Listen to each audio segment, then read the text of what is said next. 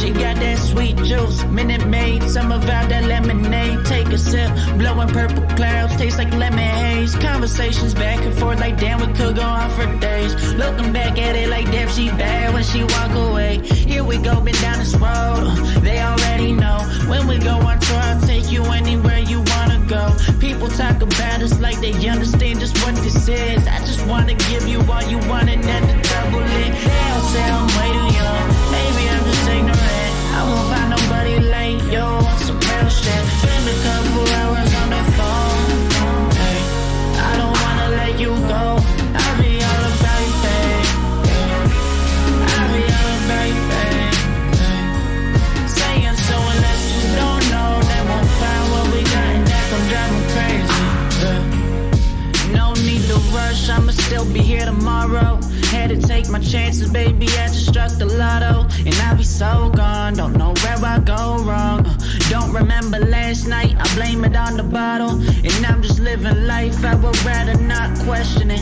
All the time invested, you could see that we was next to win. Over anything, I'll still be right here when they gone. I just had to put you in the sun, don't get me wrong. They all say I'm way too young, baby, I'm just ignorant. I won't find nobody like you on some real shit. Spend a couple hours on the phone, hey. I don't wanna let you go, I'll be all about you, babe. I'll be all about you, babe. Saying so unless you don't know, they won't find what we got and that gon' drive me crazy, yeah.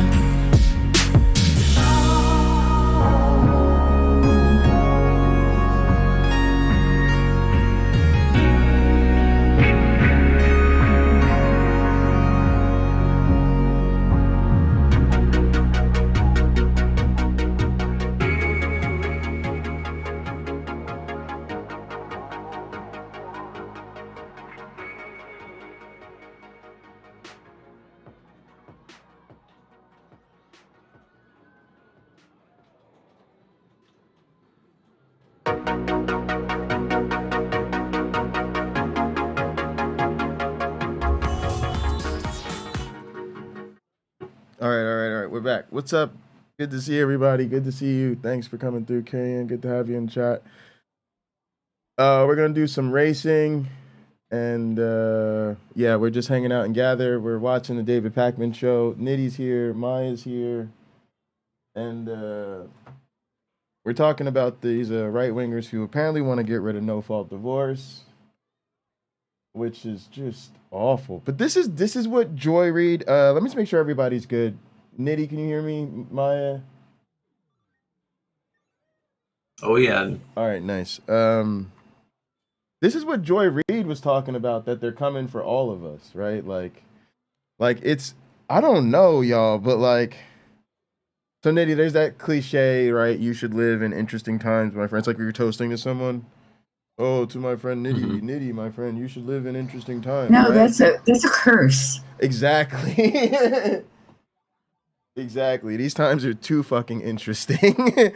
Like, I feel like we're going through fucking, you know, the women's suffrage movement again, and fighting for queer rights, and the anti-vaxxers just gave us a never-ending pandemic, and then these fools get on the air and defend Russia. I mean, it's just, yeah, I would turn down the interesting knob quite a few decibels if I was given that choice.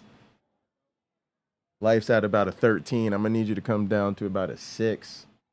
But yeah, all right, let's listen to this David Pakman shit. Glad to have you guys here with me, and let's crash this car. And it was adultery, cruelty, some kind of abandonment, like they basically left already anyway, sometimes insanity, or you know, what we might call mental illness. And then in the 60s and 70s, states started to rightfully reconsider that and say, hey, you know, maybe people, in the same way that they can choose also, to Maya, get married, maybe you guys have should anything just be to allowed drink to choose tonight? to no longer be married anymore. And California was I'm an absolute no-fault divorce in unit 1969. And then tea. by the end of the 1970s, most states had done the same thing. A eunuch The really of tea. important thing to understand here Look at aside this. from what I believe to Whole be the fucking gallon. obvious logic. Bro, you that were shouldn't fucking have to pounding that shit. I thought you make were a pounding case liquor. to I was be like, allowed fucking to get Nitty divorced. is You should going just be able to in. say, I don't want to be married anymore. No. It's worth mentioning Nitty's not that drinking for a no-fault while. divorce All right, I've significantly been there. I've been improved the there. lives of women as well as children in many Cheers, gang. situations Do by whatever giving you're them doing. greater legal Yeah. protections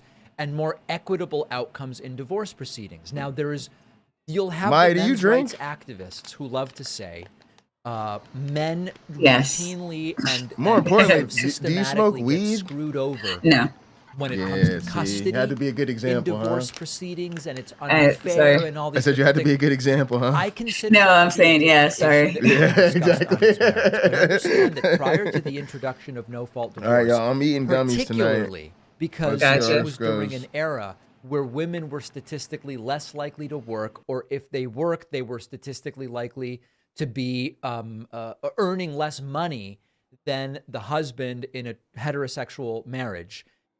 They were more likely to be dramatically disadvantaged and controlled by the lack of no-fault divorce. And so no-fault divorce, as obvious as it is to many of us, and as standard as it is in so many other Western developed nations, it actually was a really significant change and liberating to some degree, providing additional rights to many women as it became more common during the 1970s. So it's not a surprise, given that Republicans love policy that allows women to be controlled. Let's control what women can do with their bodies. Let's control medically, etc.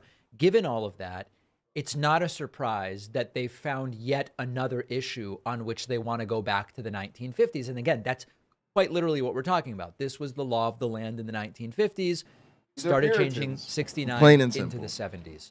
I had an inkling when I saw the Crowder video. They're going to go after this no-fault divorce. And now that is in and of itself becoming a bigger story. Horrifying stuff, but it is the party, it is the movement of going back to the 1950s. All right, I'm not going to talk about this every day, but Care there Bear is something very Stairs, yes, interesting carry happening in. with this forthcoming CNN town hall with Donald Trump. Yesterday, I told you that CNN has announced they will be holding a town hall. We got to start failed putting the rain. former and wannabe Okay, future President Donald guys, Trump. And this is good. All right, so listen. This is a chance to add layers to the lore here.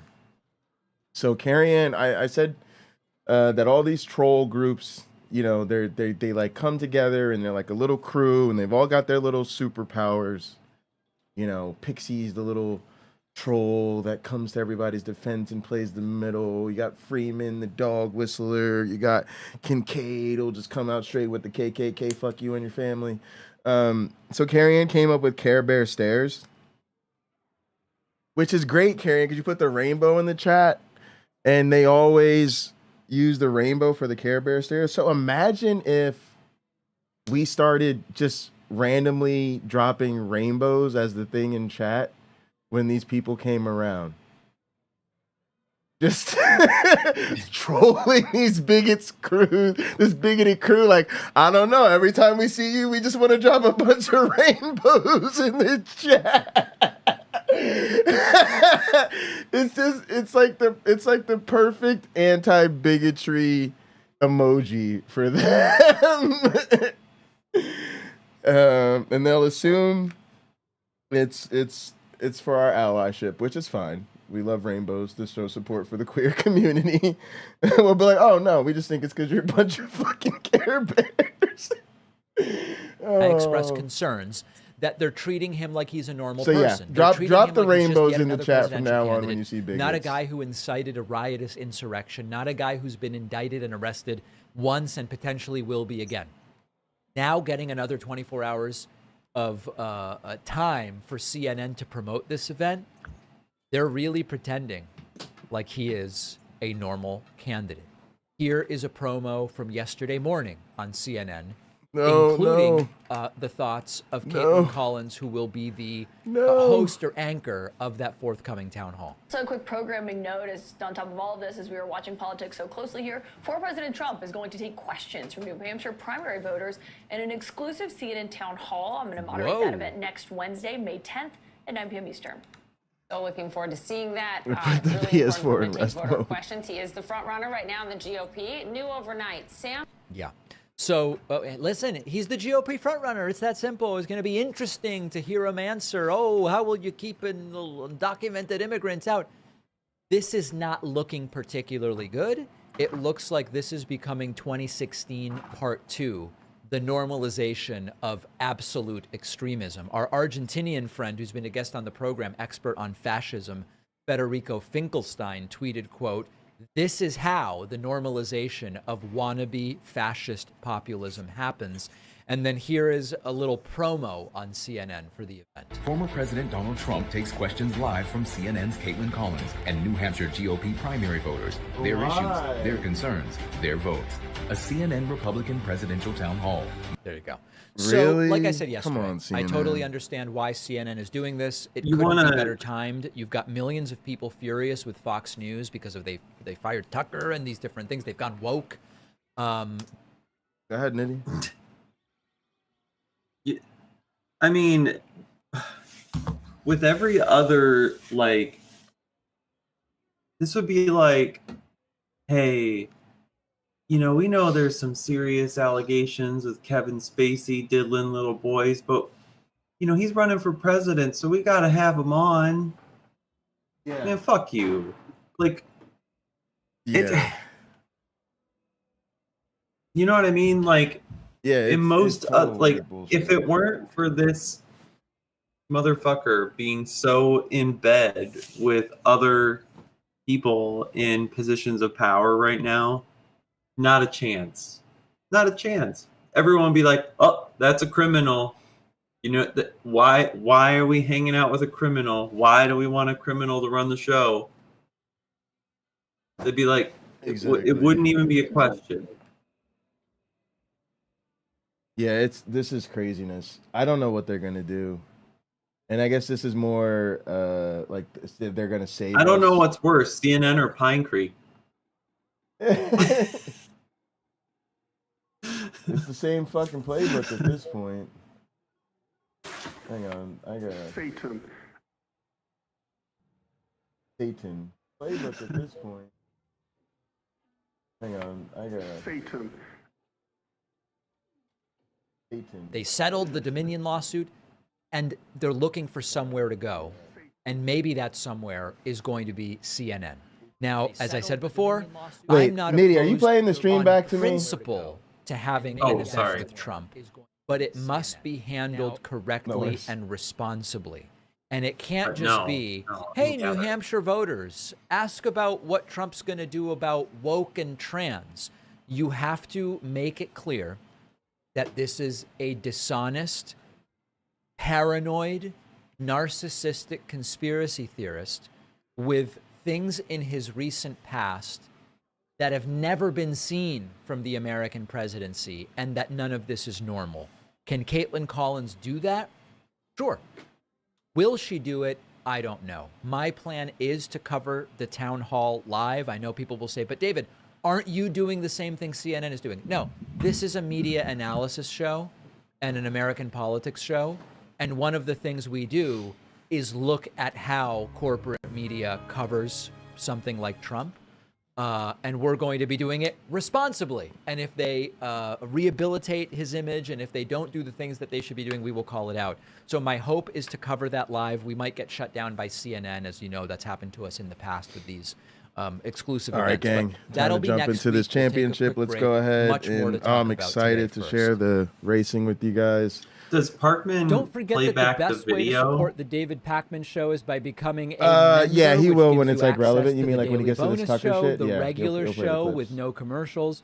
You also get access to Sorry, our Nitty, entire yeah, he'll play the archive clips of when he every gets episode when he goes dating to that back portion of it. a really long time. The way to and get plenty of around other it awesome membership is to perks. just Go play to the audio back. joinpakman.com Join Pakman.com. Yeah, that's what Uncle Bobby does. All right, now I promise I'm not going to do this every single day. But you don't have to worry about it with the It's news. just too delightful not to briefly talk about it. Yeah. On Tucker Carlson's latest replacement's second night filling in for the All right, now here we fired go. Tucker Carlson Here on we Fox go, News. gang. Lawrence Jones, again, just made a complete and total fool out of himself. Yesterday, we talked about it, and I said, hey, you know what, guys? This guy may not be ready for prime time. He just doesn't really seem to have what it takes, to put it very lightly. He was on again yesterday, and it's confused word salad after confused word salad from Lawrence Jones. All right, gang, we're drinking, we're smoking, we're hanging out with the gang. I almost am feeling a little bad for him. I'm in my happy isn't place. it so obvious he's nowhere even remotely close to ready to do this? He had a Democrat, I guess he's usually called Democratic strategist Julian Epstein on. And I mean, he tries to make some point, and it's just so confusing. It's really a Trumpian word salad. Listen to this. All right, we're at Mount Panorama. Democrats say that this is a race issue. When I Look just at can't that help view. but look at history. When it came for Black Americans that came across Is that a fucking the border golf course in the middle of unwillingly, this shit? it took 3 constitutional amendments and an entire war to get Black Americans the right of average day American citizens. So why do the Democrats have a different application of the law here? I just have no clue what he's talking about. It's something about brown people from Mexico being treated differently. He seems to be saying we needed civil war to end slavery of black people, but Democrats want... I just got to say this for the record. If you get the call to replace Tucker Carlson on Fox News and you're black, you might be a coon. Want to treat brown people from Mexico differently. I just don't even know what he's talking about. And this is the reaction from people who are still watching this, which is not that many people, I have to tell you. He's just not very good at this. There was another segment where he had Li Fang on, who's been a guest on the program. And I guess Lawrence Jones is trying to explain the First Republic Bank failure, which we talked about yesterday on the award-winning, globally famous Bonus Show.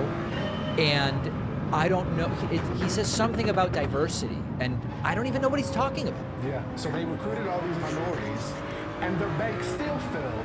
So all the minorities that banked up they're screwed. The government is saying they're going to help them, but it just doesn't seem like they solved the problem. Lee, thanks so much for joining the program. Okay, I don't know what he means by they're screwed. I mean, J.P. Morgan Chase bought the bank. There's FDIC insurance. It's not the government's going to do something special to bail them out. There is FDIC insurance, and so their deposits are insured. Visibly confused throughout the entire hour. I don't think Lawrence Jones is going to be the eventual replacement to Tucker Carlson. But listen, I could be wrong. We will have to wait and see. This almost slipped by me, but one of our viewers, Alan, wrote to me about it, and we have to look at it. Former Trump propagandist Stephen Bannon actually sat down and did a long-form interview with the failed former President Donald Trump. And it's fascinating because this is sort of like a vicious circle that we're going to look at here. Trump tells many of the lies during this interview with Steve Bannon that arguably Steve Bannon created, or at least Bannon created the sort of approach to politics that leads to Trump being so comfortable telling these lies. It's so crazy. I'm not just jumping into this without any I guess you could say practice or anything. the chef No warm-up eating laps. his protege's food. I don't know exactly what metaphor or analogy makes sense. So let's look at some of this. The formatting, this is from Real America's Voice War Room with Steve Bannon. And their video player is a mess, and technologically it's all a mess. So I'm going to have to kind of scrub through the video to moments The that exit my speed of colleagues these cars. flagged for me. The first thing here is after years of the whole crooked Hillary thing, which Trump recently reassigned to crooked Joe Biden, Trump now is saying he never actually thought crooked Hillary was that great of a nickname, which is weird because he used it for half a decade. Have old problem. But yeah, I think they like to say that for other reasons. You know, like to say He's got a big problem now because you've given him a nickname. well, I've Yesterday changed. yesterday was a big day. I decided that Hillary was good. We can't do too much better. And I never felt that Crooked Hillary was a great name. I thought it was accurate, but it never flowed like some of the other You have names. letters in here from Bill Clinton. You talk about Bill Clinton. So let's be really frank, okay? Do you think when Bannon says that this interview was clearly done the day after the rally at which Trump announced, I'm changing Crooked Hillary to Crooked Joe Biden, do you think Bannon really thinks that it's a big deal for Trump to change the nicknames? Or is Bannon just playing the sycophant suck-up that people around Trump are expected to play? I don't know. I don't know the answer to that. All right, let's now go, and bear with me here. This is just the way we're going to have to do it. Next, Trump says that Rudy Giuliani was the best mayor of New York ever, and that New York has now collapsed, which is news to everybody in New York. He went away from his policy of guns, what he was doing with the gun stuff, which basically was started by Rudy. Look, Rudy was the greatest mayor in the history. Yeah, they'll passing it. And the crime stuff, I don't know how You were there when the city started to collapse. I saw it. Takes the I saw it words collapse, I saw it come back. Rudy started And you've it. seen it collapse again. Now it's collapsing again.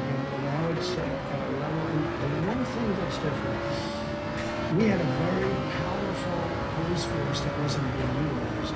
Now many of those great policemen and women have left and gone to Texas. It's mostly not true, and NYPD is actually doing fine. But remember that there's actually some interesting political history here, which is that Rudy Giuliani benefited dramatically, and it's crazy to say it because it was such a tragic event. Rudy Giuliani benefited dramatically in the way that George W. Bush did from 9/11. Right? George W. Bush saw 80+% approval in the immediate wake of 9/11, squandered it with the Iraq War, and Rudy Giuliani also became mayor 9/11, and ultimately it became all he talked about for about a decade. But that is certainly a claim that New York is collapsing, which is hard to find anywhere as far as data or facts are concerned.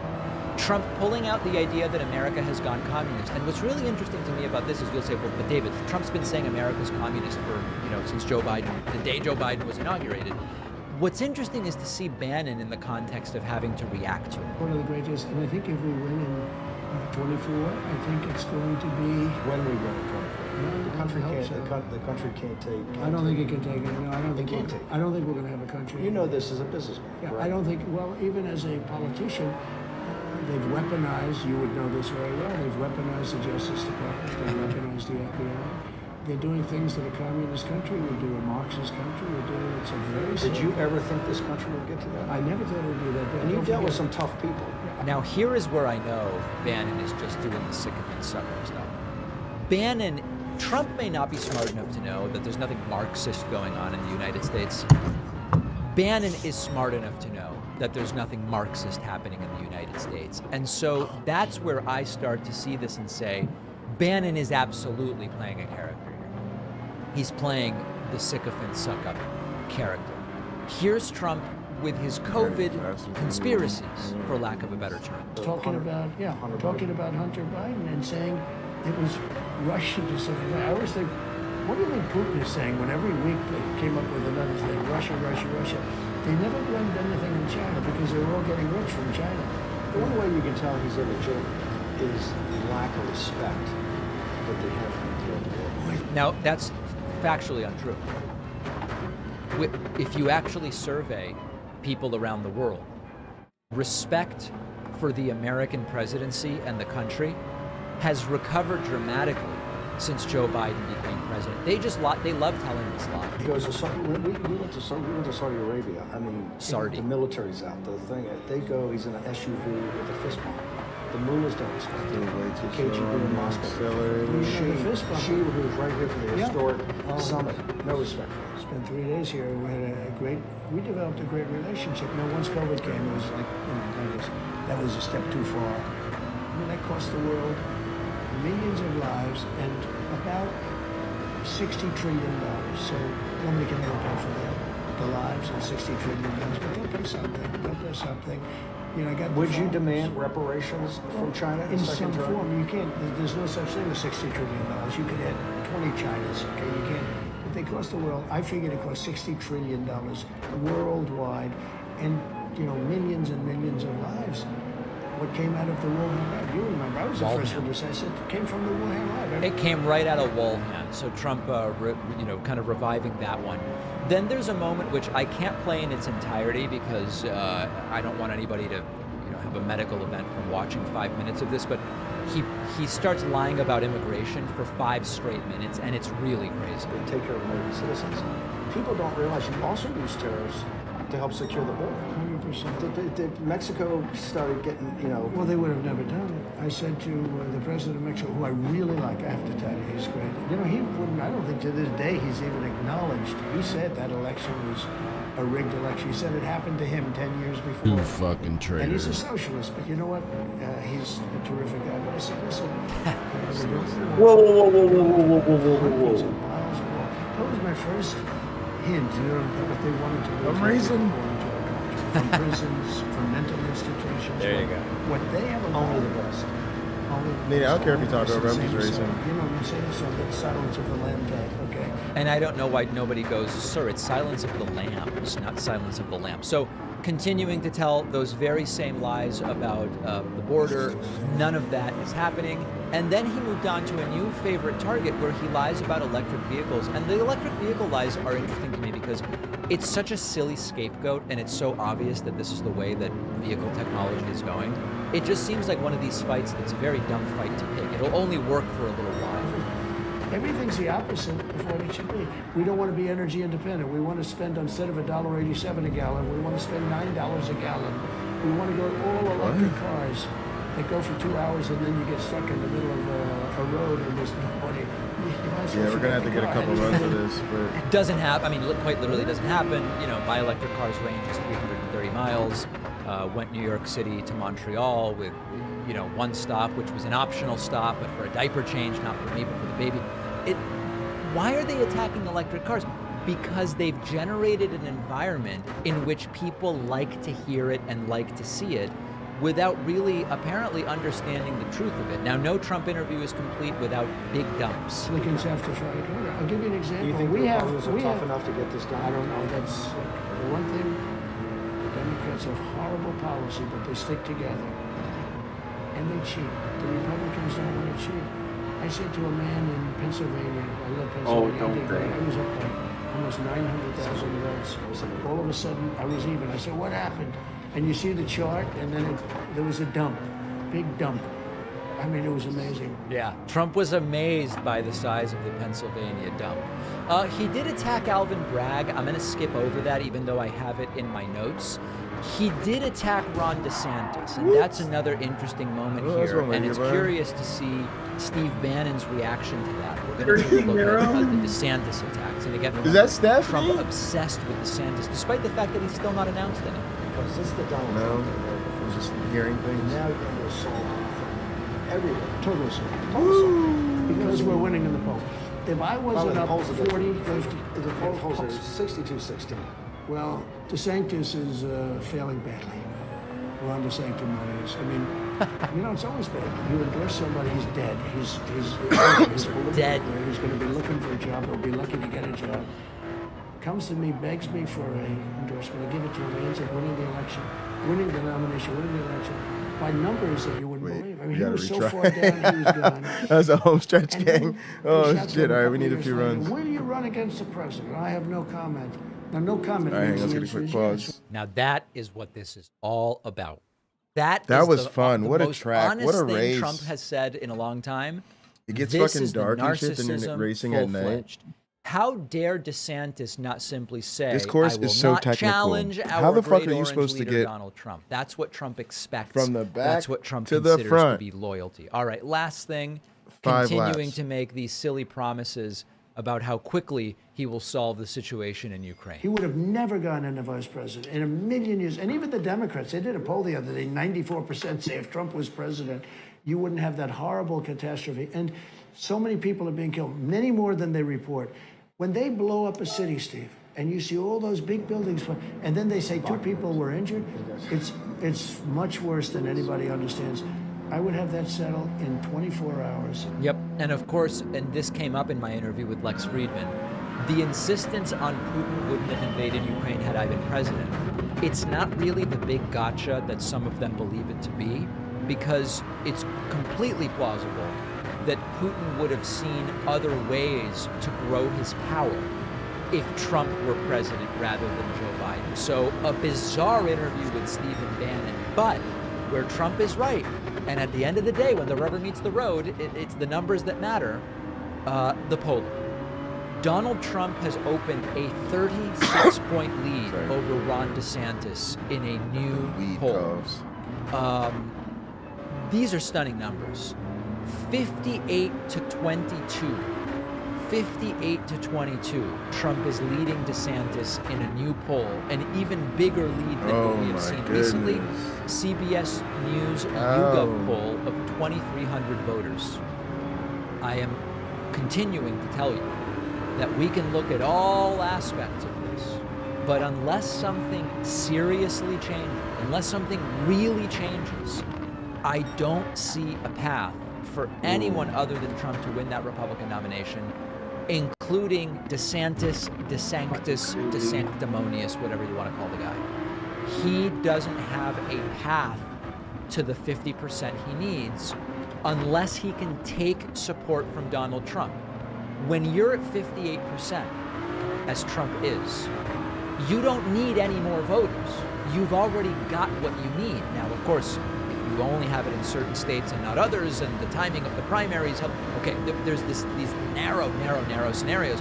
But much like I was honest with you in the 2020 Democratic primary when I saw that it wasn't looking like Bernie had a path, many people got mad at me. It's not looking mathematically like DeSantis has a path, unless something happens with Trump, either some self-inflicted error, multiple arrests that take him off the campaign trail indefinitely, something like that. Trump already has enough Republican support to win the nomination without convincing a single additional voter. So we will see where things look in a month, as we will be closer to when I guess DeSantis would be announcing if he plans to. But as of right now, it's hard to imagine what's going to get in Trump's way of being the Republican nominee once again. If you value what we do at the David Pakman Show, remember to support us on Patreon. Go to patreon.com/David Pakman Show, where you can get access to I'm just going in a little bit slower because there's so much traffic. Bonus show, the commercial-free daily show, as well as special discounts on merch, including hats, hoodies, mugs, and t-shirts. You can support the show for as little as $2 a month. Check it out at patreon.com/David Pakman Show.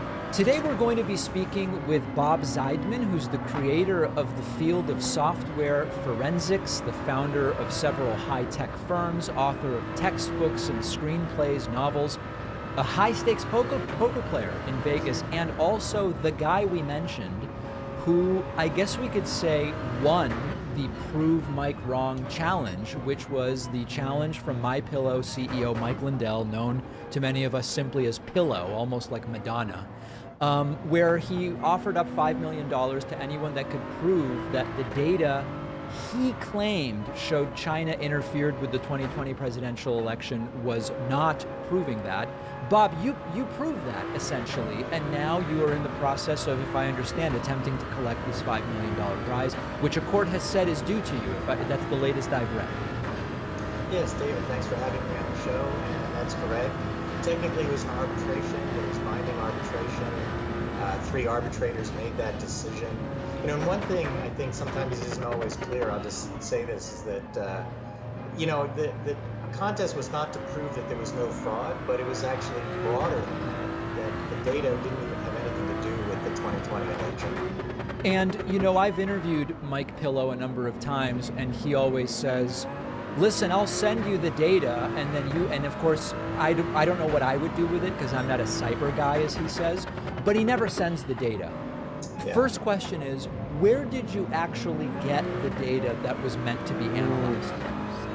So he provided it indirectly. He had a team of people who gave it to a bunch of experts. He invited a bunch of experts. Supposedly we were all vetted, so we couldn't come to the symposium that he held about almost 2 years ago in Sioux Falls, South Dakota. You couldn't come unless you were vetted as an expert, and then he gave us the data. But at the arbitration, there were a lot of excuses for why I well, why it wasn't evident that this was election data. Let me put it that way. He said it was election data, but there were a lot of excuses that he didn't give us the whole data because of national security issues, because he was afraid of hacking, because he thought that China or somebody was threatening him, that it was encrypted, decoded, modified. So, but these claims, as silly as they are, they do seem to go to Lindell really does believe this stuff. This isn't a joke for him, because this is something people often ask me since I've spoken to him a couple of times. Do I think he's kidding, or do I think he believes this stuff? He does seem to believe this stuff. Yeah, so that was a big question. All the experts had that question. I can say we, as far as I know, unanimously decided this was not election data. I was the one person who figured out what it actually was and wrote up a detailed report and submitted it. But the question was Mike bamboozled, or was he bamboozled?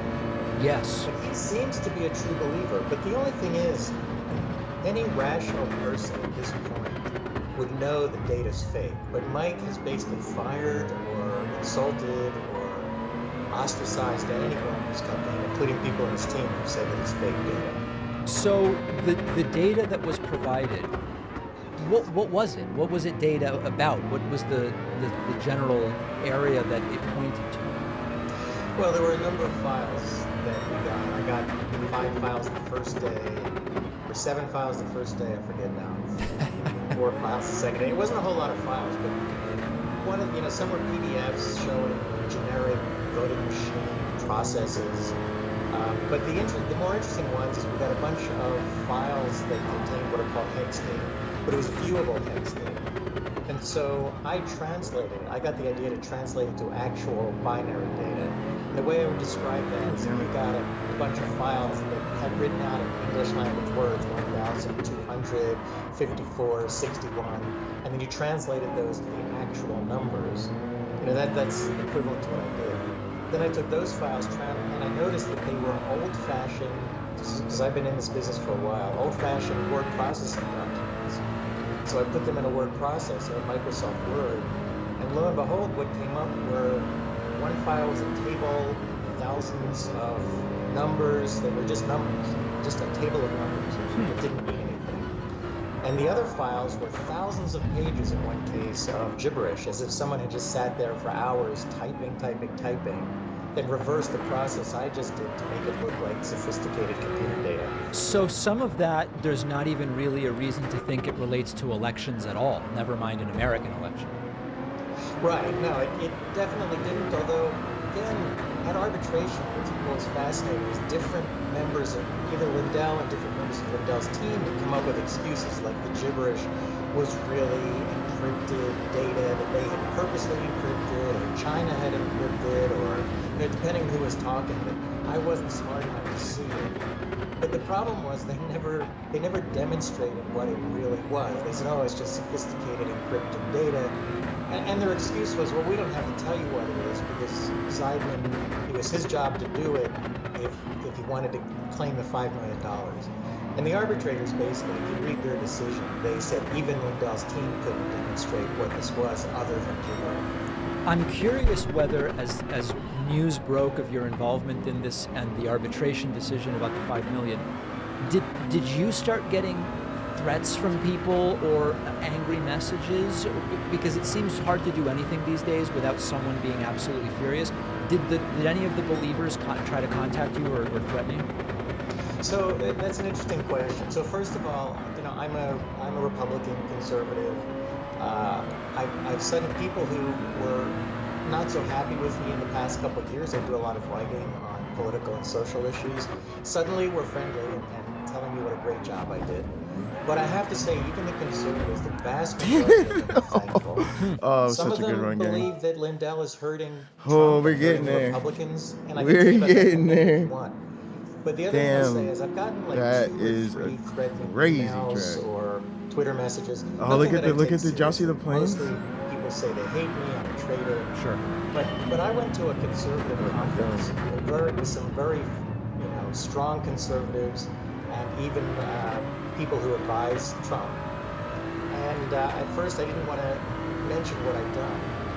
But it came out, and the vast majority of them shook my hand and thanked me for what I've done.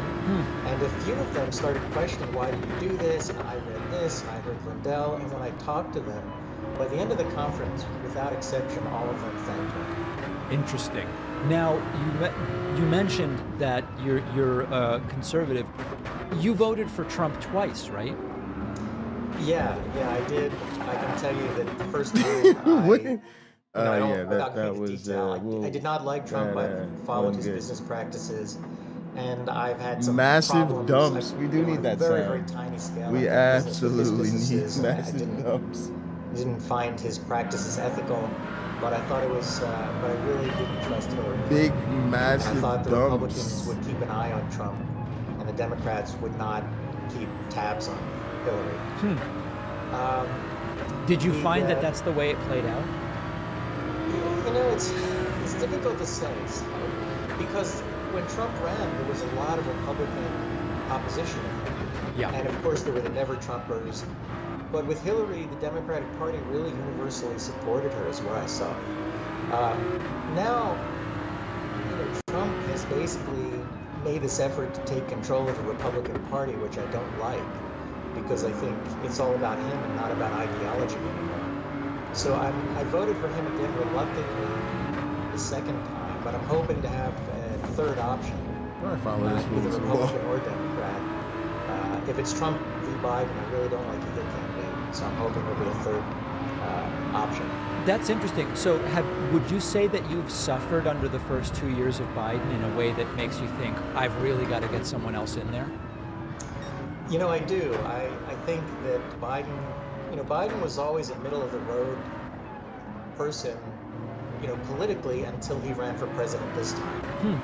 And it just seems like a lot of far-left policies are being implemented, or at least being given, you know, the okay from the White House. Really? Now that's interesting to me. This is super, because I would love for Biden to be far left. I don't see him as being that way. I'm curious, what would be a policy that you see as far left that was implemented? Yo, Biden used to be racist like us. Well, first of all, I don't like that he's... but he's going woke in the White House. An organization called No Labels, which brings together Republicans and Democrats. I'm familiar with it. Okay, and so the Problem Solvers Caucus and No Labels in Congress... I mean, I was down with shoot him in the knee and not the head, Biden, but this don't shoot him at all, guy. But then Biden passed his other one, which was a lot more spending in programs I don't like. Are you talking about the Inflation Reduction Act here? Yes. Okay. So, I mean, I don't like that. I think we're really, you know, we've gone way over budget. You know, we're going to break the debt ceiling, obviously. I really don't like all that government spending. But also, although, you know, well, first of all, I think there are a lot of things. I think the pullout in Afghanistan was horrific. We lost more people in that pullout than we had, I think, in the past year in Afghanistan. I don't like enabling the Taliban in Afghanistan. I don't like the border policy. We've had more illegal immigration than we've had, I think, in American history. How do you know that? You know, I can't quote sources offhand, but I have researched it. So one thing I do is I really try to look into. I publish articles and I really. You heard it on Fox News, piece of shit. Before I talk about them. Yeah. Well, you know, I mean, I'm not trying to play gotcha, and really, I mean, this is just interesting to me. You're here to talk about the Mike Pillow stuff, but what's interesting to me is clearly you're a smart guy, and you're technologically inclined, and you sort of understand how we figure out whether something is true. But like when you say the Biden spending, the rate at which the debt has grown slowed down under Biden. It's still growing, right? We're talking about the difference between debt and deficit. Of course, the debt is still growing under Biden, but a little more slowly than under Trump. You'd think a guy like you, who clearly is so fact-oriented, would say, hey, you know what? I don't like it, but it is better than what we were seeing under Trump. Is that fair? Well, you know, I've heard those arguments before, and the problem is even Republicans have been bad on spending. Sure. So that's an issue for me. And I think that politicians in general, the best they've ever done is reduce the increase in the deficit, but it's still a dangerously increasing deficit in my mind. Sure. I mean, I'd love to see politicians get in Congress and in the presidency that could actually cut programs. Look, I'm a Republican who's willing to cut spending in the military because although I think our military needs to be strong, it also needs to spend efficiently. Sure. And just throwing more money at it. This is a problem that I see. Like, I'll criticize the Republicans here. The Republicans have to go into an election if they want to win, saying we're going to spend more money on the military. But in reality, I'd love to see them say we're going to spend less money on the military for more efficient operations. I mean, and by the way, I could have another show. I sued the U.S. government for fraud because I uncovered fraud. It's a longer story, but well, but that's interesting. Without getting into that, your view on the military is not one I expect to hear from any presidential Republican candidate, even if they believe it, because it wouldn't be politically viable to say it. Question for when you, they pile on top of each other. Sort of a little bit concerned about the degree to which the quote anti-woke platform is taking over the Republican Party, or do you like that? Well, I like that. Oh, you do? I know we disagree on that, but something I can tell you I've written about this. So, and I'll put it in my personal perspective. I'm Jewish, and I even criticize Jewish groups that are just. I understand them. They want to eliminate anti-Semitism, which is a great cause. But in doing so, there's this race to be the world's greatest or the country's greatest victim. And I think this victimhood mentality is increasing the racial conflict in the country. And I don't know how to get away from it because each group, I think, looks at another group and says, well, that group is getting money and they're getting publicity. And so we need to outspend them and outdo them and get more attention so that we get more attention for our issues. We need a word for this. So if the victimhood stuff isn't appealing, when Trump says he was treated more unfairly than Lincoln, who was shot dead in the head, you're not huge on that, I guess. No, look, Trump says, and I have some friends, I have one in particular who's probably not going to speak to me anymore, but Trump says incredibly childish stuff. Yeah. I really, it's scary because I'll tell you, in the 4 years he was in office, I generally liked his policies. But the problem is he doesn't know how to run a country and bring us together. True. And he's very, very divisive. He's very childish. And the other thing is, I hope you can appreciate this. He likes Gavin Newsom, who is ideologically should be on the opposite end of the political spectrum. But I think that's an issue. Trump likes people and dislikes people not based on their ideology or principles, but based on whether they treat him nicely. Absolutely correct. Absolutely correct. Bob, last thing in the few moments we have on the $5 million, do you expect to collect it? No, I'm pretty sure that Lindell is going to lose his cases with Dominion and Smartmatic, and I think he's going to be bankrupt. And if I see anything, it'll be pennies on the dollar. All right. We've been speaking with Bob Zeidman, who he fought Pillow and he won, but we will see where the money lands. Bob, I really appreciate your time today. Okay, thanks, David. Follow us on social media. Interact with the David Pakman Show community. See exclusive content. See when we're taking calls live, and stay up to date on other big show announcements. So I just we post caught daily. this Find us on Reddit, Twitter, Instagram, ABC Facebook, Discord, and article TikTok. title. What is it? I don't think you're ready. All right, let's look at what it looks like when a non-religious person who is a Republican tries to hope it pander. goes somewhere. 8 Trump fake electors have accepted immunity in Georgia election probe.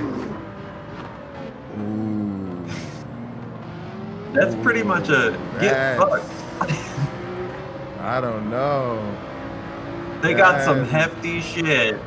That might be some of that shit might be down the line. That might be a skip the porno type of night.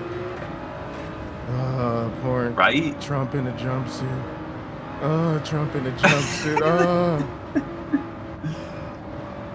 Mama!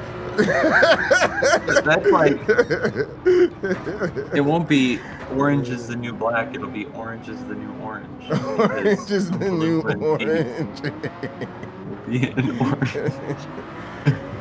Oh man. Orange, you glad that fucker's in prison?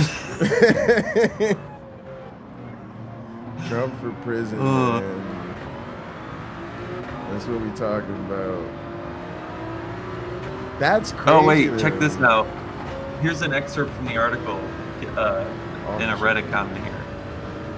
It's got this huge bold text. This is gonna be good. And here's the quote. After reviewing the actual written offers of immunity, each of these 8 electors accepted their immunity offer by filing, said the filing attorney Kimberly DeBrow, which means they can't plead the fifth. They have to answer every question. Oh, it's gonna be good. That's gonna be good. Dude, I think that, I don't know. I honestly think that Trump could be in for a historic downfall. I know everybody's super pessimistic, but there's a lot of really serious shit on the table. And only some of it has to stick for him to be like all-time super fucked. Fucked. Yeah. Do you like... I think he's too wussy to Hitler bunker his way out of this. I think he'll just try and flee the country. On some level, I'm surprised that he hasn't already, but I guess it just shows how much he still thinks he's gonna... Yeah, no, same. I thought that as soon as he left the White House, he was gonna jump on the first plane to Russia. Yeah, me too. Actually, I thought that was the plan, or somewhere, or at least now these Saudis. I don't know why he didn't. He's way beyond life expectancy over there, so he probably wouldn't live much longer. Oh no! Apparently, he gotta be worth something. Doesn't strike me as having cold weather blood. But yeah, which I think he's gonna. I think now he's gonna be. I think he's gonna end up like getting sentenced and just doing the whatevers. Like, if he doesn't leave, like, nah, if the charges stick and he's going to a trial where there's like eight witnesses with unqualified immunity and can't plead the fifth, I honestly think he's gonna do everything he can to get the fuck out of here. And now the thing is, he's got to already be under order not to, right? Like he's probably under restrictions technically for when he can even leave the state of New York. I mean, he may have the Gaza and the Glavinoid, but he don't got leave the country status right now. He can't do that without consequence at this point. Right, he'd have to make it somewhere where that they wouldn't try to extradite him. Yep. Which is pretty much Russia. I guess a near second would be Saudi Arabia, but they don't really want him over there. Especially if he can't, because the U.S. could freeze his assets. So I guess that's the other, I forgot about that, because if he flees, he immediately loses all his U.S.-centered assets. Is that how that works? Yeah, we'd embargo all of it. Oh. Or whatever. That's why, like, Russia got so mad, or sanction it. Like, it's similar to sanctioning, but like, if the assets are tangibly accessible through the United States, they can freeze that. Sure. Bank account, ours. I'm sure he's got offshore money, but maybe not all of it. I mean, he won't have access to the property, can't liquidate property, because the U.S. will just repossess it. Mar-a-Lago, ours. Maybe that's why he's still here. Yeah. He doesn't want to give up his bimbo factory down in Florida, so he's got to look at the eye candy before he has those last moments in a jumpsuit.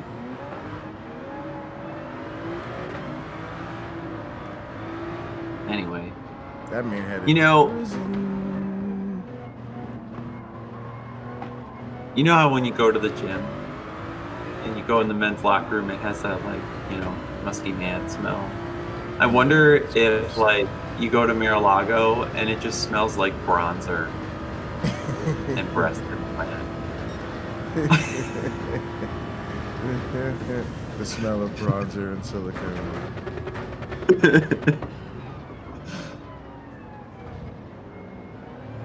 I was trying to find a good analogy because it's like, yeah.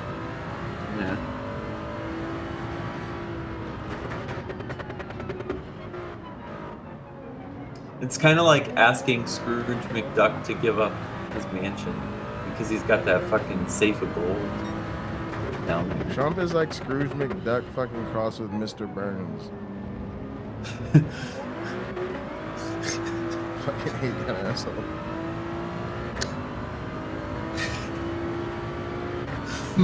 Bannon, what plot do you have for me today, Bannon? Dude was fucking burning fucking documents in his fireplace, like.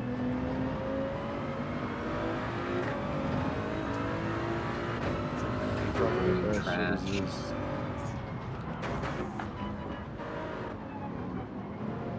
Did you know my trash burning neighbor has a self-given nickname? What's that? She has a vanity plate. She's an old lady, and her vanity plate is Crano. Really? Yeah. She's got like Mary statues in her yard. And then she got mad at me. This is like 3 years ago. She was burning trash in her yard, and I called the fire department because it's illegal in our city to burn trash. Like, and it wasn't like look, I wouldn't give a shit if you were burning newspapers. Hell, you could burn a pallet in your backyard, even though that's super dangerous. You could burn anything until you start burning plastic. You burning plastic in my yard with my kids.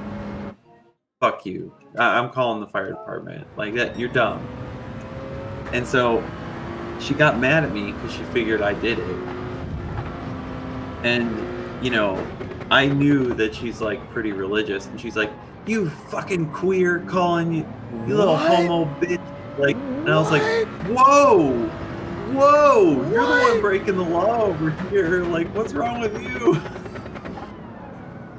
And I'm standing there with my wife, my kid, and I'm like, "Whoa, you're the one that wants to burn the neighborhood down. I don't know what your problem is." Dude. Yeah. So I just, I keep my distance. But I totally am. I have no reservations calling the fire department on her again. Gotta act like that. Fuck that. Yeah. My neighbor that I'm friends with was outside too, getting yelled at by her because she was pretty sure it was me, but she also was mad at her. And it's like, what? It could have been the neighbors behind you since you're burning it right next to their fence, which was wood. Oh, man. But yeah, I mean, I've burnt dumb stuff in my yard and whatnot before, but like, not like a whole, like, she had like a, like one of those 3-foot like chemical barrels or whatever. Obviously, it weren't chemicals in it, but you know what I'm talking about, like the shit that they put in action movies that falls over in every warehouse. She had one of those, and she was filling it with trash and burning it in there. Why? Like filling it. 'Cause she's a lazy fuck. She's probably like a hoarder who has like looked around her house and it's like, there's only one solution. It must burn. There's not enough room in all my trash cans. Fun fact though, I guess my house was built at the very end of the era of the incinerator. And so like it has an incinerator hatch on the outside of it. And I was like, what the fuck is that? Oh right, that's you throw stuff into your basically you throw your stuff in your chimney from the outside to incinerate it. Because like throwing paper into your fireplace from your house is a pretty stupid idea, usually.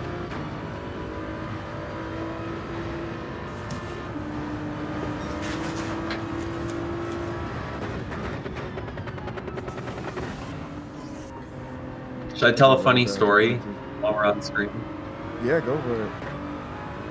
So, it's somewhat related to the idea of like old house infrastructure. So, like, did you ever grow up or visit a house with a laundry chute? Yeah. No, I didn't have one. Okay. But I've seen. So I lived in a duplex that, for whatever reason, had a laundry chute. Interesting. Just remember that detail for the rest of the story. So I'm a senior in high school, and I had just lost a bunch of weight and I ran cross country, and I started to get like a little more street cred, right? Like, you know, little nitties, like looking better. He's looking fresh. He did a sport. You know, he had a couple figured out. He's not as gothy now. Okay, fine. Like, we'll hang out. Yes. And so upgrade. My neighbors, but my neighbors were still like my duplex neighbors were like the pothead stoner type. But like every once in a while, like the jocks would come over there to get like drunk or like smoke or whatever. And my mom, it was just my mom and I. And my mom is like, okay, I'm going to go away for the weekend with this guy I'm dating, who's now my stepdad. No parties. Don't do anything fucking weird. Like, just the fucked up shit is you're like, chill. I hadn't even thought about it. Yeah, no, I hadn't at all. 'Cause I was, like I said, I'm just barely like, you know, edging my way into social life, right? And so my neighbor is like, yo, dude, your mom is stoned. Yeah. He's like, my parents don't give a shit what I do. And they're gonna be gone. Let's throw a duplex party, baby. Hell yeah. Oh, hell And I'm yeah. like, all right, yeah, sure. So like, I got all my like, you know, social edgelord friends over, and he got all his stoner friends over, and then like a couple of the jocks heard about our duplex party and they show up, and now you got like 30, 40 high schoolers all around this fucking duplex, and it's getting loud, and we're playing music and shit. And we had like older friends that got us my neighbor had friends that got us beer and other alcohol and stuff. And of course, like, we're like, it's like 11 o'clock and cops show up, or they're getting ready to roll up. So like half the party like just fucking hightails it out the back. They hike the fence and they're just gone. They're like, we'll come back later for our cars. We're just fucking fuck it, we're out of here. And then the people who are like somewhat, you know, friends with me and hanging out, they're like, well, we don't want to like leave. We can't, or they just couldn't get away. That like they didn't have a car and running didn't make sense for them because their hands were falling off or whatever. And so we came up with a plan. So I had like this like real citrus ass fruit punch. I had like 2 gallons of it in my fridge. So our idea was so that the cops, if they start talking to us, they won't smell the alcohol. We had everyone use this like fucking juice as mouthwash. Like, you're gonna drink this. You're gonna sober up. You're all, everybody drink this right now. And so people were like swishing it, spitting it in the sink. And then to get rid of the alcohol smell in my house, I had all the people who could smoke cigarettes, because I wasn't one of them. I had them all just light all their cigarettes. Really? Like, everyone, we're gonna smoke the fuck out of this duplex. And my mom didn't smoke. my future stepdad didn't smoke. I didn't smoke. Oh, and so my like I was goodness. willing to just fucking turn the walls yellow. Let's go. Like no one's getting arrested tonight. And so, and then I'm like, guys, I have the perfect plan. When the cops show up to this door, I'm gonna turn on some anime and we're gonna be a thick ass cloud of cigarette smoke. You ready? And so my nerd powers worked. The cops like peered in, saw a bunch of dudes, and like all the girls were hiding. But they saw a bunch of dudes in this cloud of cigarette smoke watching these like shitty animes. And they're like, Nice. how is it so loud here? And we're like, oh, we got really into the show, man. We were playing some music while we're watching this, and I don't know what to tell you. And the cops fucked off. It was great. So, but what I didn't know is that my friends also had a sub strategy that they didn't tell me about. We were hiding the alcohol, like the empty beer cans and stuff, like under my sink, Hell yeah. behind the toilet, in different cupboards, like just weird places. Like the cops, like if they came in and looked in the fridge, there's no alcohol in the fridge, right? So we were just throwing beer cans wherever the fuck we could, like under the couch, you know, behind a bed, whatever. And then I had everyone do like a recon after the party. Okay, get rid of these fucking cans, okay? And they threw them all at my neighbor's house. It was fine. That part was fine. So like, 2 weeks go by after the party, and I, by the way, to get rid of the smoky smell, I just went to town on my, little nitty Axe body spray in the living room, and then I just opened all the windows and doors for like hours, and like, and just aired the whole house out. Like I got cold, but I was like, gotta do what you gotta do. And so, like a week and a half, 2 weeks go by. My mom just comes up to me after school one day and is like, hey Nitty, did you have a party while we were gone? I'm like, no, why would I do that? Like, I don't have that many friends. Like, what we talk about? She's like, are you sure? Are you really sure? I'm like, well, maybe some people came over while you were gone from the neighbor's house. They just came over and they just kept coming over. I don't know. And she's like, well, at the bottom of the laundry chute, there's like 12 beer cans. Those motherfuckers dumped the beer cans all down the laundry chutes and didn't tell me. That is crazy. And so I went down there. There it is. It's this big fucking pile of beer cans. And I'm like, shit. There's the evidence, guys. There was me and OG Roddy threw a party at my grandparents' house one time. They were out of town. And, like, later on, like, after my grandparents came back, like, somebody discovered fucking beer cans in the damn dryer or some shit like that. Oh, fuck out of here. Yeah, and then I ended up asking people later, like, who the fuck threw those down? And it was actually my best friend. He was like, oh yeah, I think I did that. I was pretty drunk when I did that. Sorry. I'm like, it's fine, man. My mom's not too mad. She's kind of proud of me for doing it. So, yeah. It's funny.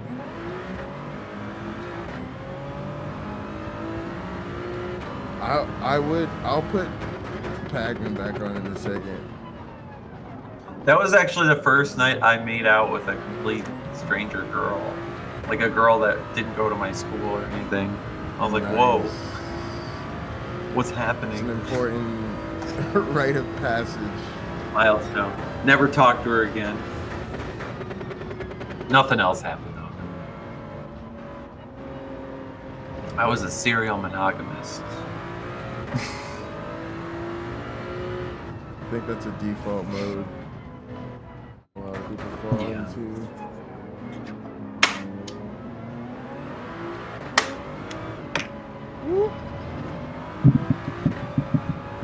Although, you know, church girls, man, did you have like, didn't y'all like socialize and stuff? Like, were the girls in your church like freaky church girls, or were they serious? They were serious church girls, right? Like, no. I always tell people, I I'd always be like, I go to church with like. Well, I was already married. Like, I was like basically married when I joined. So, but like, no, like the culty ass church is like so. Yeah, so it's like for the people who are raised in it that don't leave, the purity culture runs so deep for them. Like they just can't. They literally can't. And then they get married and work out. Yes. Yeah. They're like, whoa, what is a penis? Ah! You know. But on the other hand, now the girls who like convert to Christianity, who were in the world beforehand, that throw the bachelorette party for these like purity culture girls, they do go fucking crazy. They don't get a stripper though. They like make penis cakes, buy all the like like penis shaped like chocolate lollipops and stuff. They do weird stuff, and so do the guys. But the guys, like, again, no stripper, but like there's no qualms about like giving the bachelor food poisoning, like basically hazing them. Like, I was at a bachelor party where there was a double-sided dildo that was purchased explicitly for the purpose for beating the bachelor when they didn't do whatever game or like challenge like we had. And like the dude like was bruised the fuck up like after the bachelor party. Like, what goes through your... It like grossed me out. I was like, what the fuck is even happening? Like, why are we doing this? Like, we're supposed to be like Jesus followers, but it's like you're so involved in the cult like that you just go along with it. Like, you're just like, okay, I guess this is what we do behind closed doors. Like, we basically assault like our friend and with a dildo. Like, okay. So weird. It's so fucked up. I think there's a lot of pent up like sex stuff. Yeah, for sure. And that's the way for them to be edgy. You know what I mean? Right. Like, this is the one time where we can just like cut loose and do weird shit. Like, I think I'm not 100% on this one, but I'm pretty sure there was like a menagerie of like cream-filled donuts like put in front of a guy one time, and like one of them may or may not have had one of his roommates seen in it. No, come on now. No, they would do like fucked up shit like that. No. It's so wrong. No, I'm out. It's like, how'd you get an STD? Out. Yeah, I had a bad party. My God, no, Nitty, you gotta get out of there, bro. I already did. I know, I'm so glad, but it's crazy, man. Holy shit. Actually, just down the street from me is like a group that's been meeting in their house in my neighborhood, and I was out roller skating when they were starting to file in for their home Bible study, and I am right now suppressing the urge, like when I see like people I don't really know but I've seen them before, I just want to be like, Jesus is dead. If they weren't like my neighbors, I would so do it. But yeah. I'm like roller skating by, like I just want to. Oh, whoops. Yo, I let that one out. I don't think we're supposed to take some signage out. We're like, break signs? What break signs? I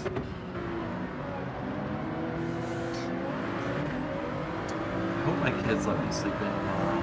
I left out breakfast for them so that they could just feed themselves and not drive me nuts.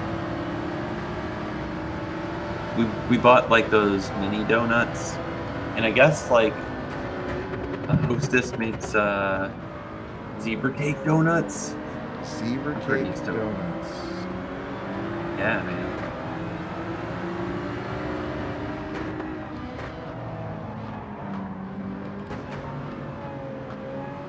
Oh. What do they do on? What do you got? Are you going somewhere tomorrow? You gonna take them somewhere? No. Well, my general plan is we're gonna wake up whenever. They stayed up super late, so I hope they sleep too. But who knows if that's gonna happen. Then we're gonna might go to some garage sales after we watch a movie in the morning, because it's like dewy and like not great. Like the weather's gonna be nice, but it's still gonna be like chilly to like do anything in the morning, and nothing's really open that they can enjoy early. So I'll just have them watch a movie, and then we'll probably go garage sailing or to a park, and then we'll go out for lunch. And they have like a quiet time where they're supposed to play on their own, like in the afternoon, or take a nap if they're tired. And then I don't know what we're gonna do in the afternoon. Hopefully I can drag them around somewhere outside and get them tired out. Maybe I should find like a huge ass playground for them to go to.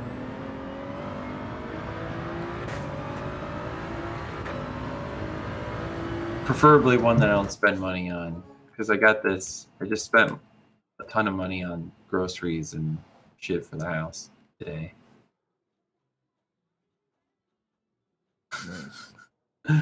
Oh yeah, I forgot about this. All right, Nitty, I'm gonna Somebody. Oh, go ahead. Really quick. So, oh my gosh. All right, here you go. I'm gonna read some of this. There's this woman from my like former church support group that does like a drudge report on the church, and here I'll just read this to you. When founding elder of Xenos Dwell, Dennis McCallum, responded to the ministry auditing his church in their initial paper that critiqued them, Dennis stated plainly that one of the reasons they couldn't be an abusive cult was because that Xenos Dwell has never had a sexual scandal. The dozens of names that I have, I would say otherwise, though today I think it's time we discuss one that will never make sense to me. In 2009, the FBI, in conjunction with local authorities, performed a raid on a ministry house because the person who lived in the ministry house downloaded multiple felony counts of CSAM, child sex abuse material, more commonly known as child porn. If you're like me, you would assume that the leadership would kick him out of the ministry house, excommunicate him from the church, and assist the authorities in any way possible. If you assume that as well, we're both wrong. Instead, the members of his ministry house bragged about pulling one over on the FBI. What? I said sin is sin, baby. Yeah, by telling them that anyone in the home could have accessed the computer, and there was no way for the FBI to determine it was the person in question. They knew he was guilty and instead laughed about it and attempted to make the conviction more difficult. Home church leaders, knew this was occurring, and he still maintained his position in the ministry house and the college group while being asked to take a 30 to 60 day break from teaching after the arrest. Wow. They did nothing. The leadership did nothing and tried to keep this child sexual abuse porn downloader in a position of power in the church. Fuck them. Seriously? Wow. Now I want to cover this on my channel. Wow. The dwell shit on your channel is fucking good. Rocking. Thanks, I'm man. into it. Yeah, it's like You know, it's like the shit that you see in the documentaries, right? When somebody leaves a group and then they're trying to like break it down. Yeah. I'm a mini HBO Max, y'all. If you're not something me, get with the program. Yeah, get with the program. I'm like, this is Monsters, but it's just one church every week. There's always something else. Fuck. Bro, that's some new. Well, that's some real news. I mean, crazy. Yeah, I mean, it did happen. Like, you know, that was actually the year the year I joined the church. That's crazy. Yeah, there might be a documentary about them someday. There was supposed to be last year, but I like fell through for whatever reason. They put the Jesus elbow drop on that. All right, let me play this. Let me play this podcast. I'm gonna turn it down. So well, yeah, I'm probably gonna get to bed here. To so. religious voters, It's actually stories, quite depressing. Man. Donald Trump appeared on the. I never fully understand what show this is. The Flashpoint Victory show. It's a religious Christian thing, and it's actually hilarious what happens. One of the questions is framed about how important Trump's faith is to him. And it's really funny because obviously it's not true. Trump has never been religious, but he started to pretend to be religious because he ran as a Republican.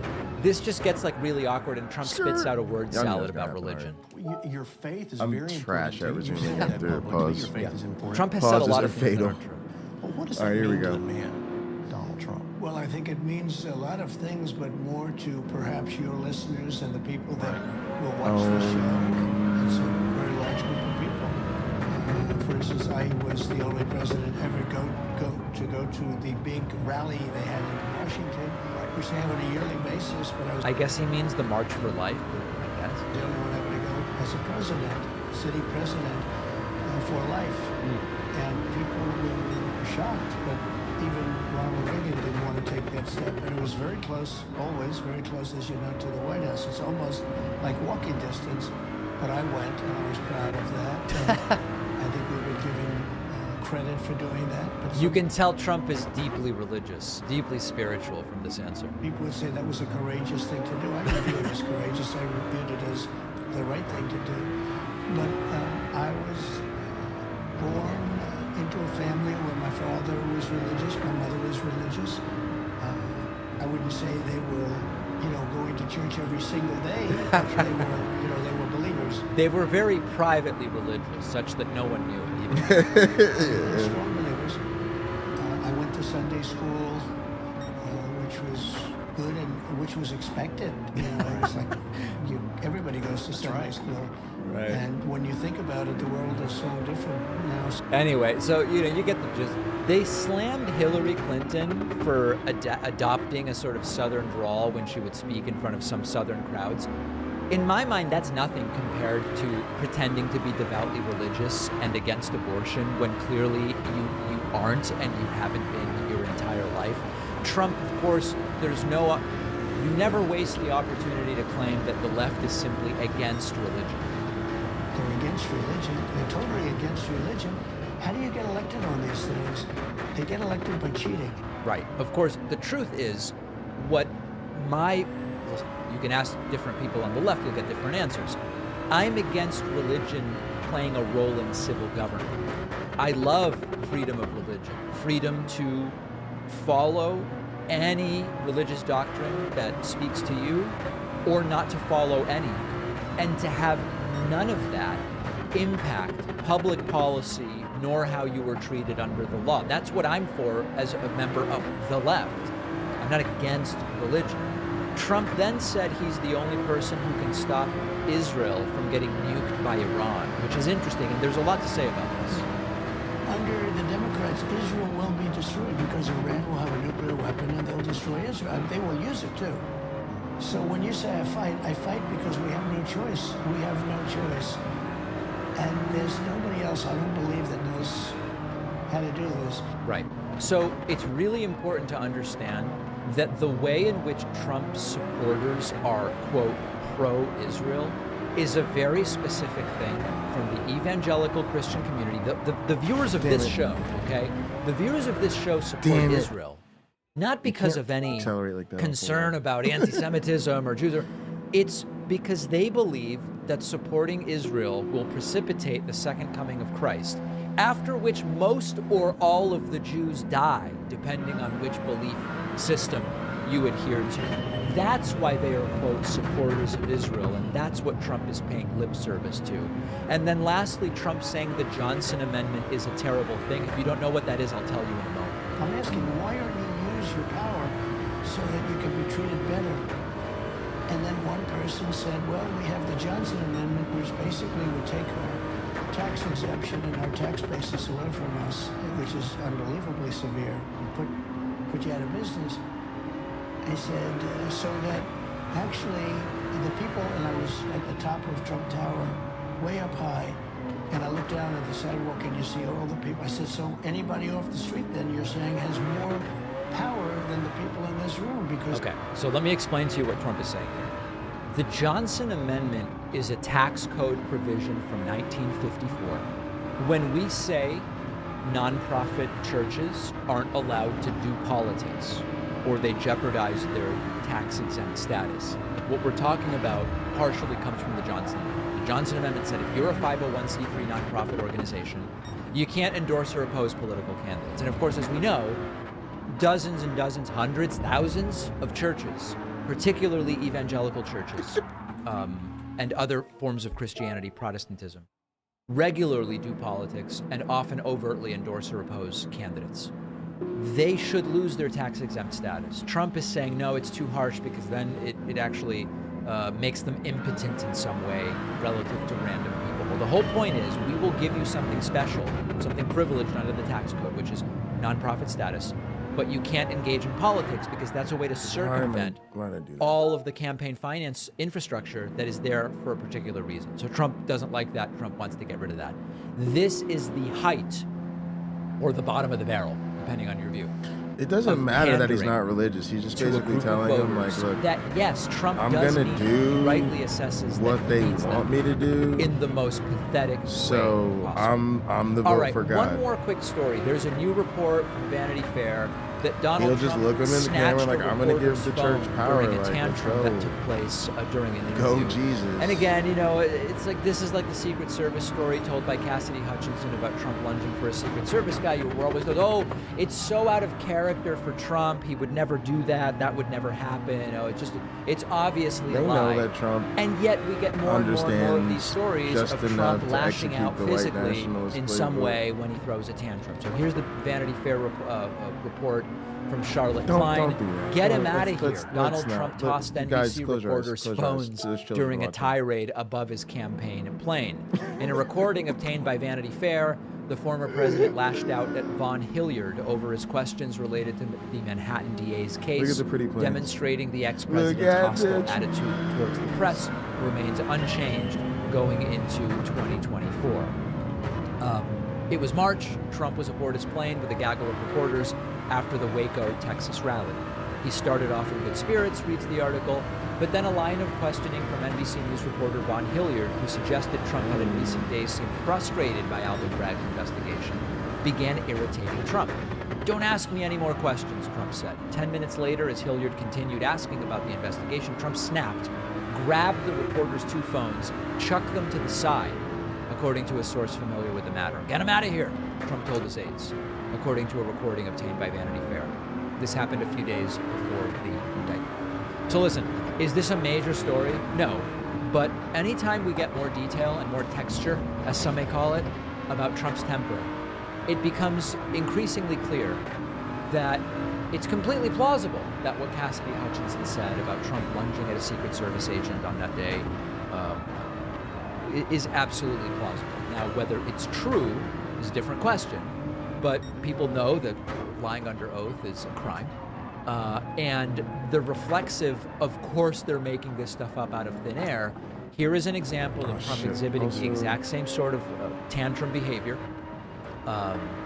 And this one includes a recording that was obtained by Vanity Fair, making it much more clear that this is exactly how Trump behaves. So we don't have to spend a ton of time on this. As I've said before, we're just building up a picture of how many of the things that Trump supporters immediately say are obvious lies turn out to be almost certainly true. Trump lashing out and snatching 2 phones from an NBC News reporter. We have a voicemail number, which is 219-2-DAVID. You know, I mentioned that it's interesting that when all of those MAGA people came into the city, into New York City, for Trump's arrest a few weeks ago, despite all of them claiming all the time, New York City's so dangerous, it's crazy in New York City, we didn't hear about any of those people that came into the city for Trump's arrest even witnessing a single crime, never mind being victimized by it. Here's a caller who says he did see a crime when he was in New York City. Listen to this. David, I heard you say how you haven't really witnessed crime in New York City, and I think you're being a little disingenuous. For example, a few weeks ago I was in New York with some friends, and we witnessed a man in broad daylight being held up and robbed right across the street, and we marveled at it. And then what's really shocking is we were all arrested for breaking the Good Samaritan law because we didn't help him. Have you ever heard of anything like this before? The woke government. I have. This is a Seinfeld episode. Sounds crazy to me. My lawyer said it was preposterous, ludicrous, outrageous. I'm still waiting to get bailed out here. So yeah, so I'm sure that was Attorney Jackie Childs who said that. No, listen, I mean, all over New York City. All right. I not did really deserve Staten that. Island. I've only been there once. I just took the ferry, got off, and got right back on. But Manhattan, Brooklyn, Queens, we're not here to make and the Bronx, where I've been to some Yankees We're here to games, go from. when the Sox are in town. I have never witnessed a single crime. Now, have I seen mental illness that sometimes becomes aggressive? I have. Yeah, that's true. Have I seen bodily fluids on the subway? Yes, I have. But when we're talking about, the sort of rampant criminality that the right loves to say is just everywhere in New York City, I've never seen it. Do I know? I mean, I guess I know probably someone who's been pickpocketed or something like that. The point is not to pretend there's no murder and violent crime in New York City, but the point is, when you look at crime rates, there's cities in Ohio with higher crime rates. We know about Oklahoma City, Oklahoma with higher crime rates, etc. That's the point. We have a fantastic bonus show for you today. I won't even waste time by telling you what's on it, other than to say we are going to talk about the writer's strike, the late night comedy writer's strike, and many other things. Sign up at joinpakman.com, get instant access, and it will be a beautiful day. All right, go fast, man.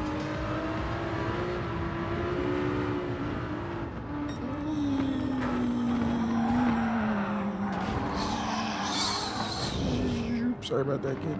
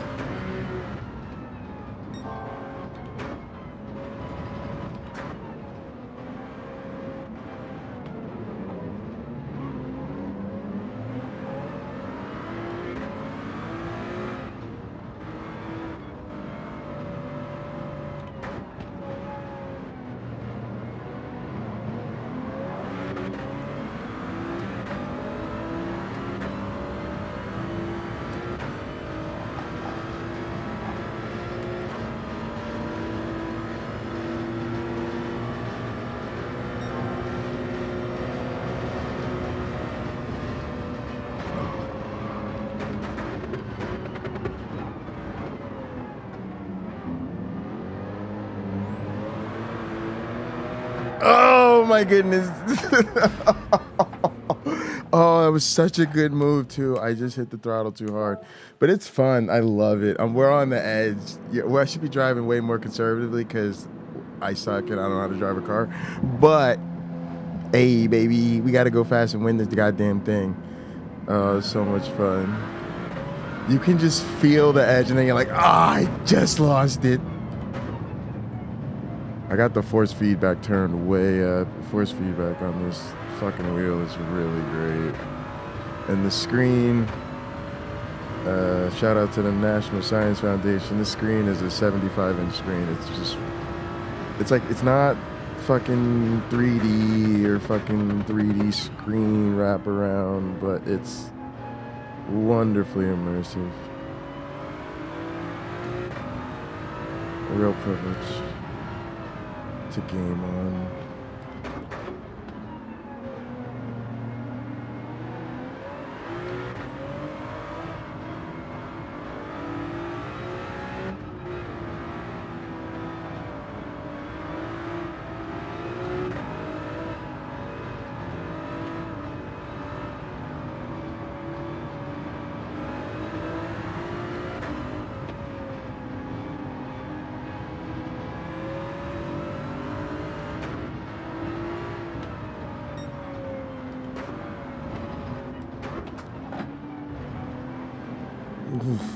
Oof.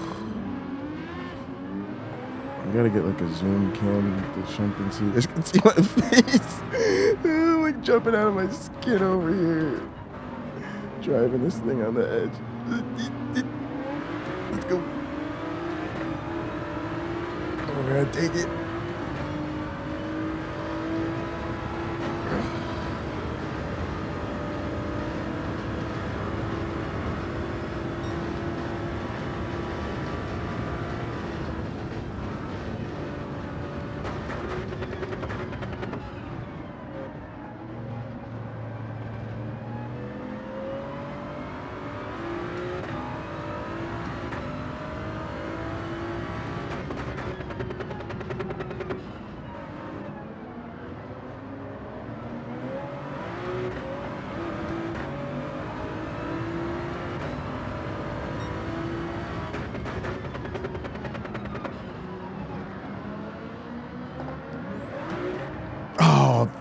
Fuck, I had it. And then I would, oh my goodness.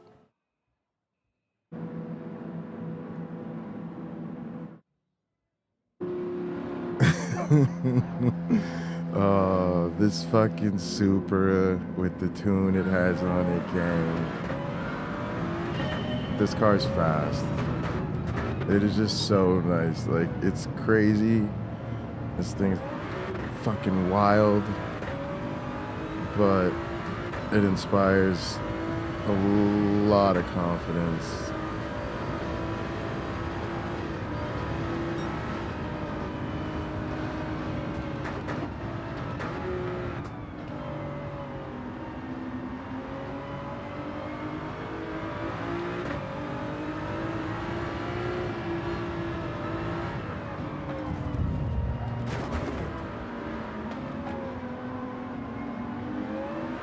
Get really lean with it if you want.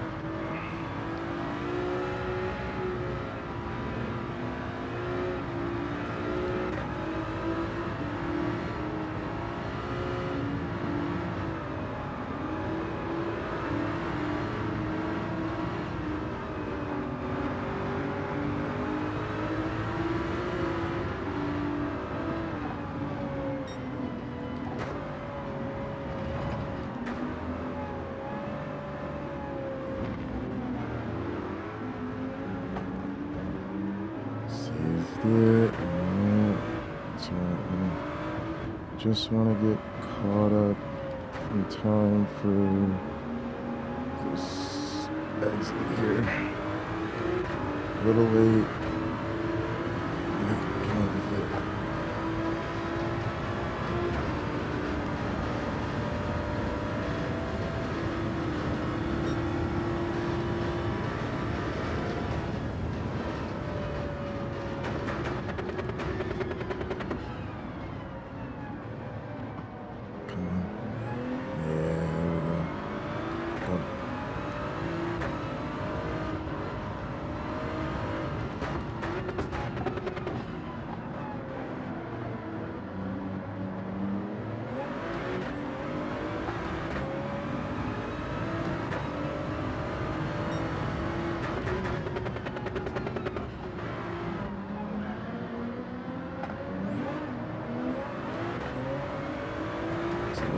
almost there.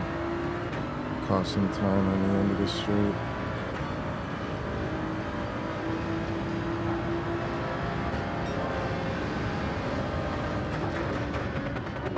Just trying to put pressure on these guys. Ah, saved it. Let's go. Come on. See how much time it costs you though. That it takes off on you.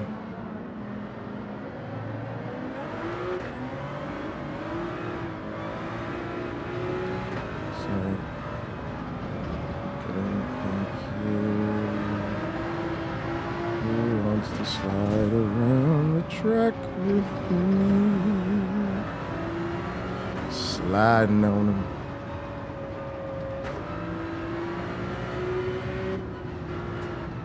Alright, y'all, I'm gonna go down the stairs.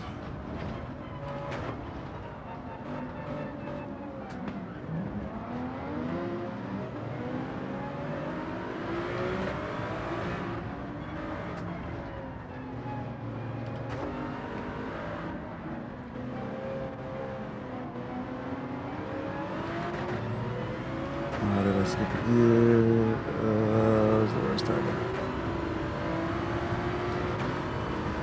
The Lord rebuke you.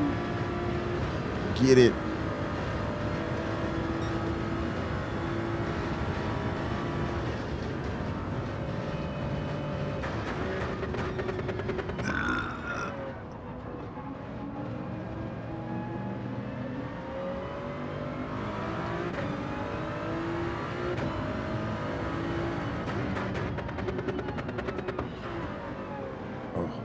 Come on. I told you guys, that's what I'm talking about. This thing is fucking wild. Okay. Come on. All right, look, we're gonna. All right, I'm trying to. I was watching some racing videos last night on YouTube. Nah, I'm trying to go fucking Toyota style. Like we're gonna embrace the low gear portions of this and try to do some more damage in the turns. And you know, who cares if we fuck it up? It's racing. We're here to have fun and get better at this, so let's go. Coming tight here.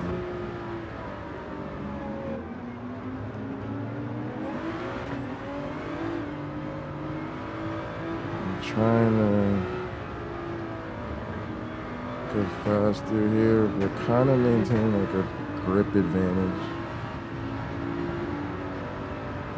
So I can do stuff like this, and then get down and around, get speed through there, right, and then stay on these fools and these stairs.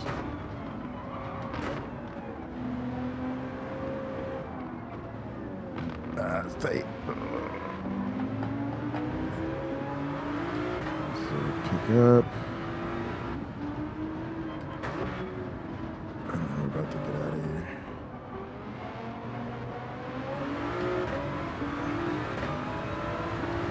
Follow, get by him, and stay straight. A little early on the little shifted a little short. It's alright.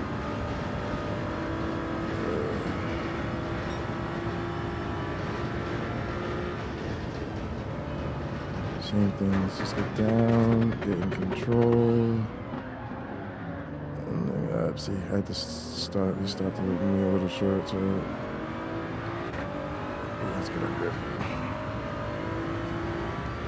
Same thing, get down, get some grip.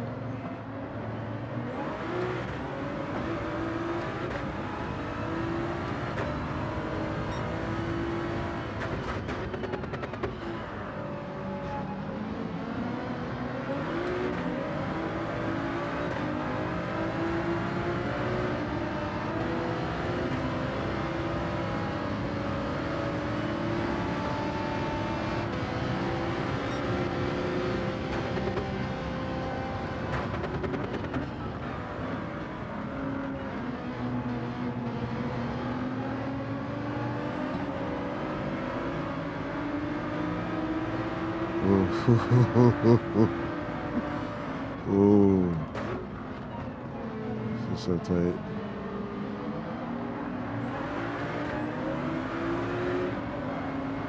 So much drama in the LBC. Ooh.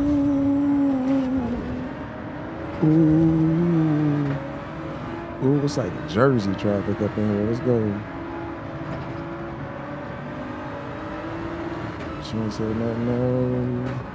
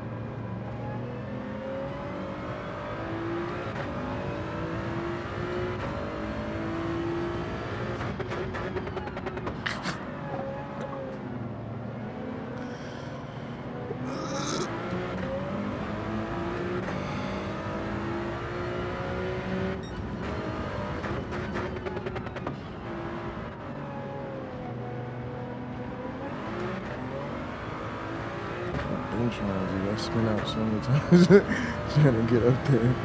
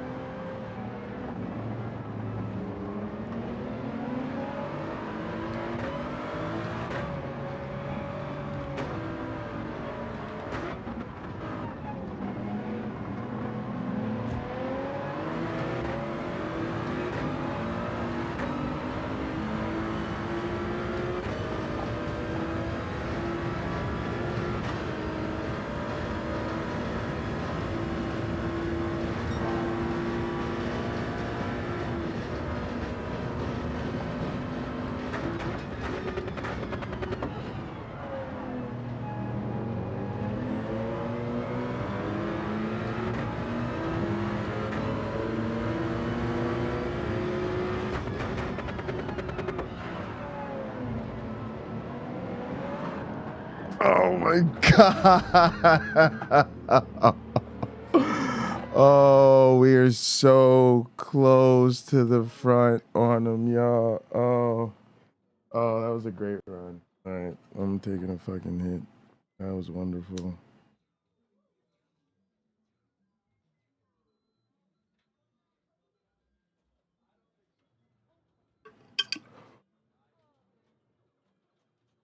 Y'all already know me and that turn have problems. That turn was one of them fucking apologists. It'd be like, meet me outside, bro. And it'd be on site. But it's all right. Yo, it's like we got used to these courses. Y'all, we still got like, we're in group, we won the group 4 championship. These are group 3 cars. We still have like group 2 above this, group 1. I don't think we've done a rally championship. And then like formula cars.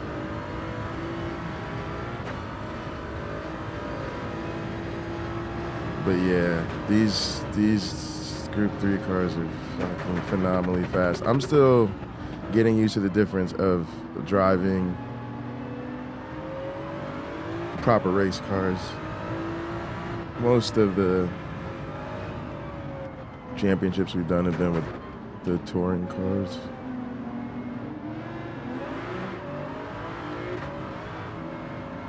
So just more like the cars, racing versions of regular cars.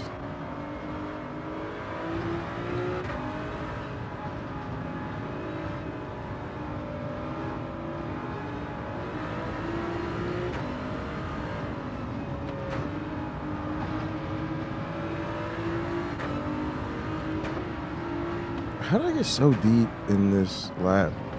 Still behind this fool. Right in my mouth. Didn't take him in the first. That was so dirty and wrong and unsportsmanlike and all of the blase and the Glavinoids.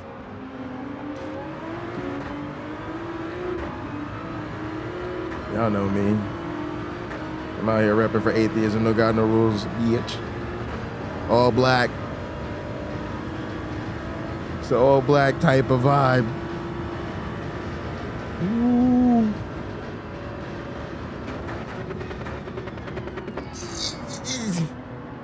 See, this is what you get for not hitting people.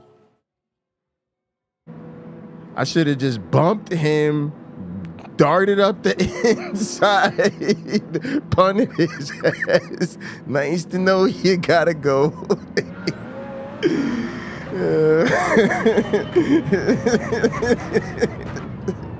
Whoopsie daisy.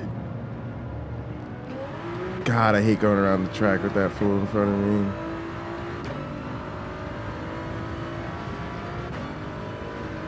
We out here with the supercar crusher. Woo.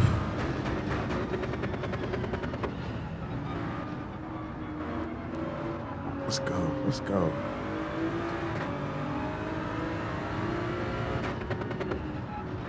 Sorry, take one.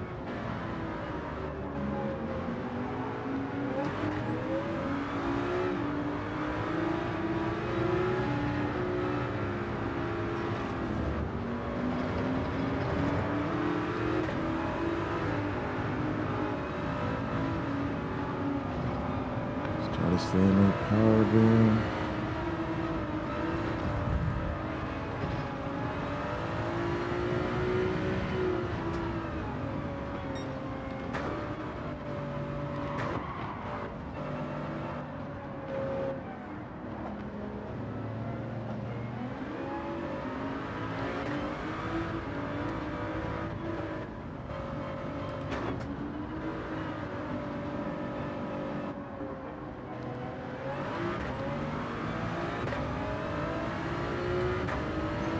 Right there, let's go. I'm gonna get inside this guy, just get behind him. That boost.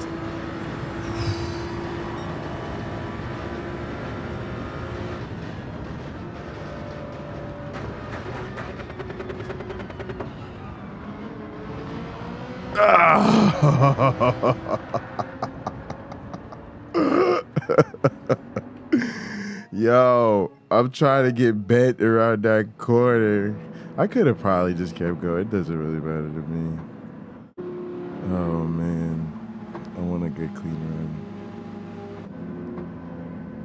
But wild, baby. Oh, let's go. I've always fucked that up. I don't know. The timing there is difficult. This is really annoying. What the hell? Oh my God.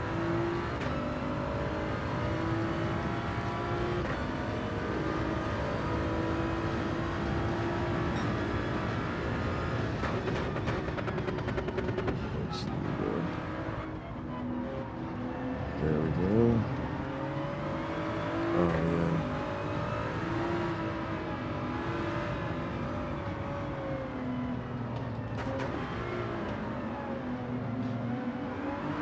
Come on. Oh, she's so salty. So she's ready to go.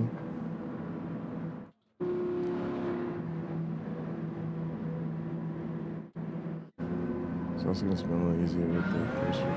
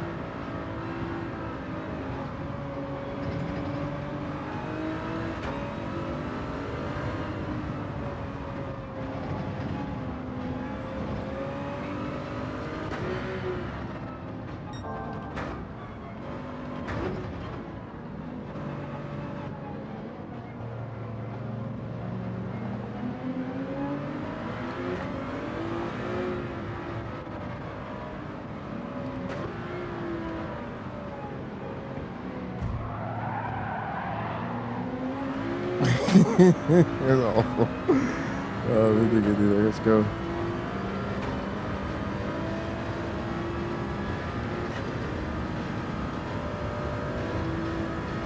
Oh yeah, beer, buddy.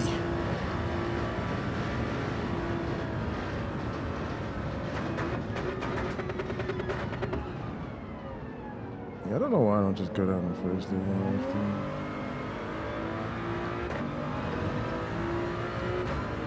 Oof.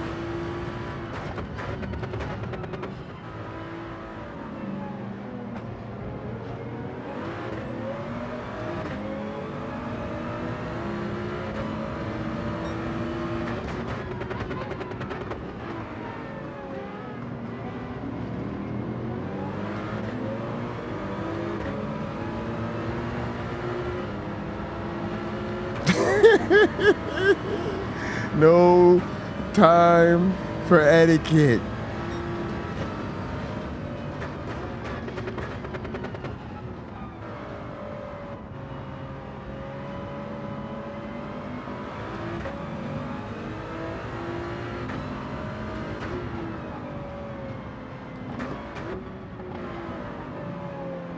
I went to the big thing, flying wing, school of racing.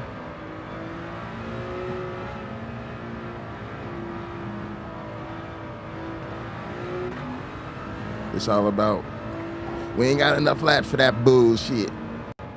Ooh. Sorry, I gotta go.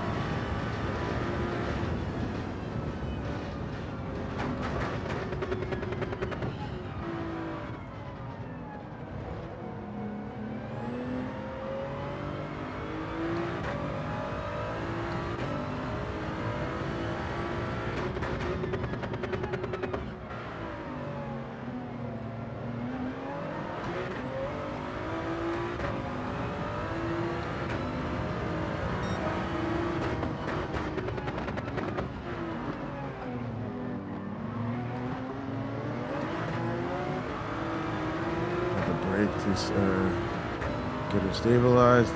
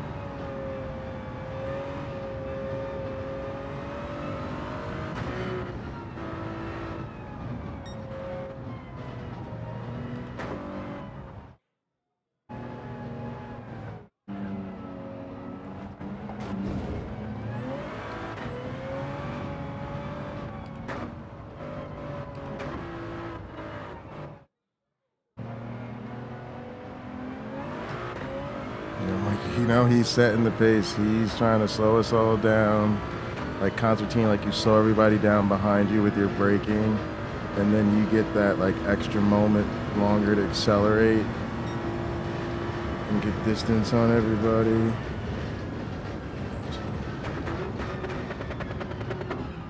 Oh, it's so risky being out in front. There's nobody to guide you. Oh, Lord. Oh, boy. Here's where things get interesting.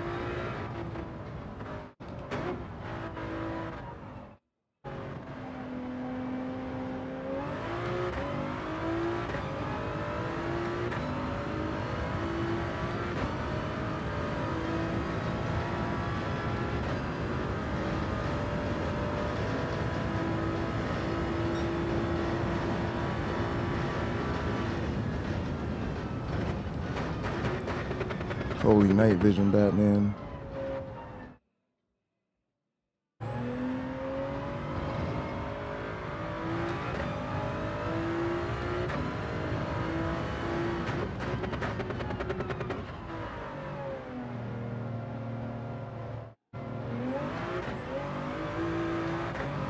Yep. Team Toy Yoda in this bitch. What?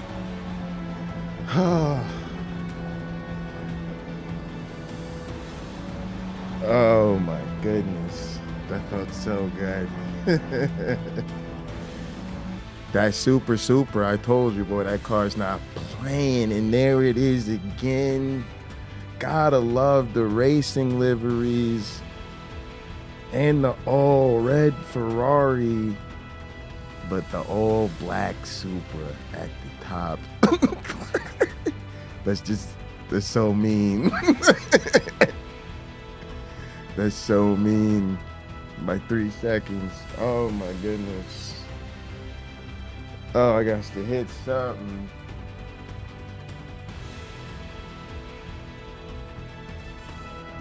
Alright. I'm probably gonna game late as fuck tonight. I don't give a shit. Let's play. I wanna race. I wanna see the next track.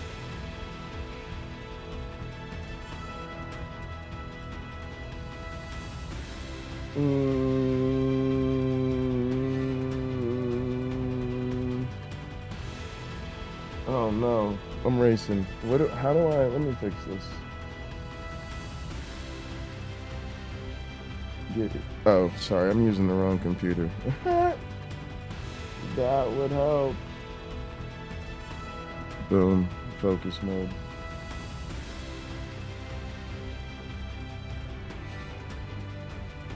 All right, gang, let's finish off this beer. Cheers to the gang and all of you for hanging out.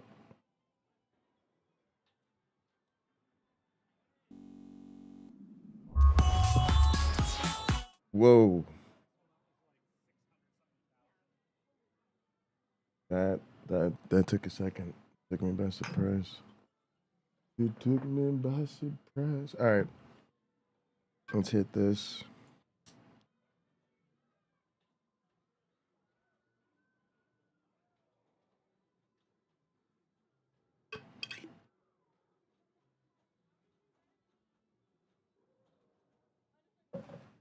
Phenomenal. All right.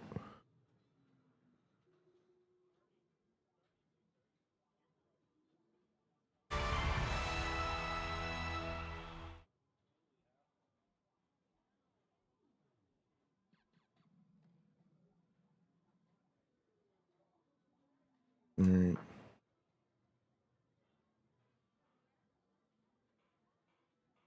Good shit.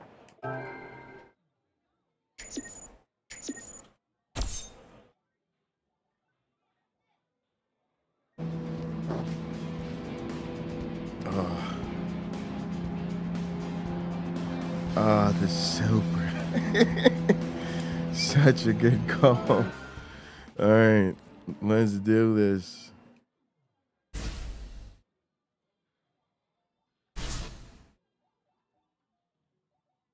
Oh, 2 laps around the Nürburgring. Oh, at night. Well, let's go then. Oh, man. Oh, man. Racing games are fun.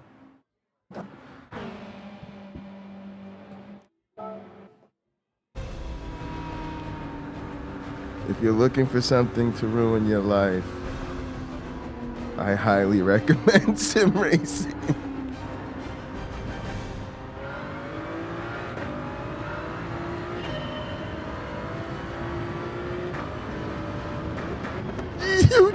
What? Whoa! Whoa! All right, we're gonna say that was just that, you know, hey, that was just, we were just making sure everything works, making sure you were paying attention.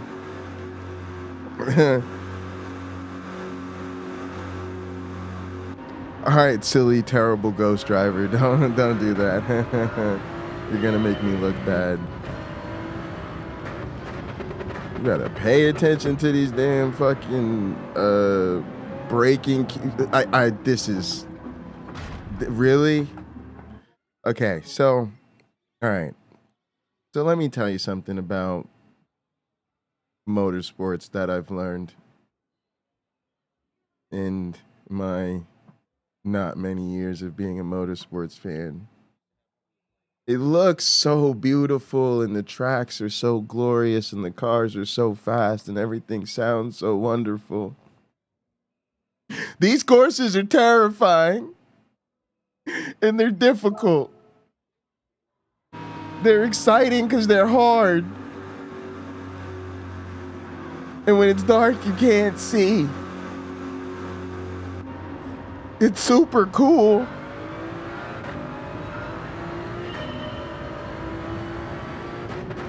But what the fuck? This is what we gotta do to bring this championship home. Oh, this is so badass. Oh, I don't know what I'm doing. Where are we going though, y'all? All right, let's just we're gonna have to get some runs in, so let's just kind of, you know, do what we do. Get through this, get the lay of the land. Don't really have much track experience. Although we have done some of the races here before.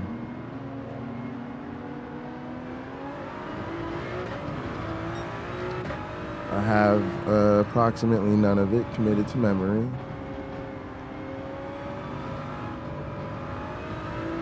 But this is fun. I mean, like, I don't know. I'm just chilling at home, hanging out with the gang, doing some races, but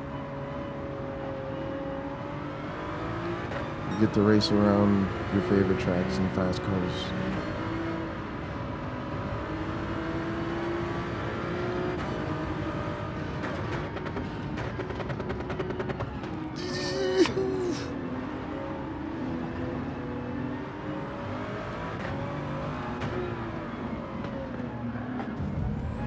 It's hard because you're just in survival mode. Yikes. But you also got to be in race mode.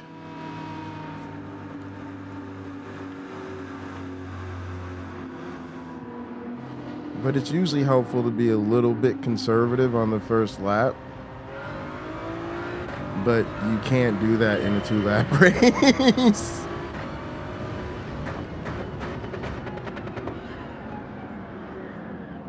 And this track is crazy long. Awful. Just god awful exit, dude.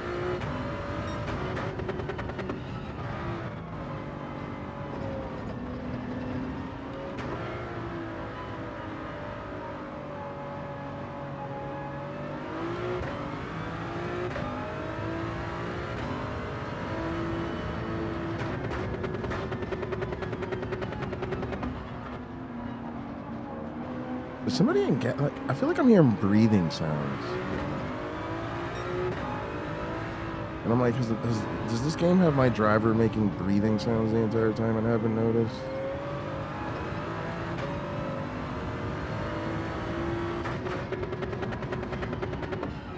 Anybody else hear that?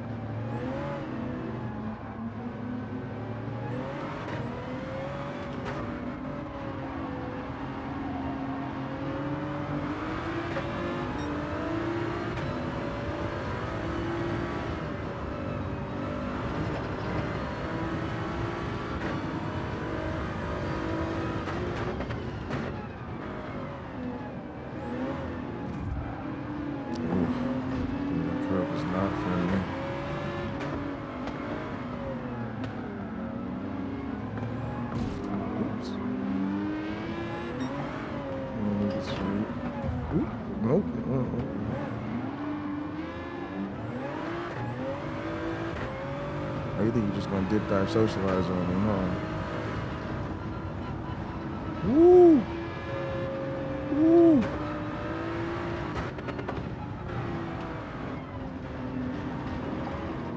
God damn it.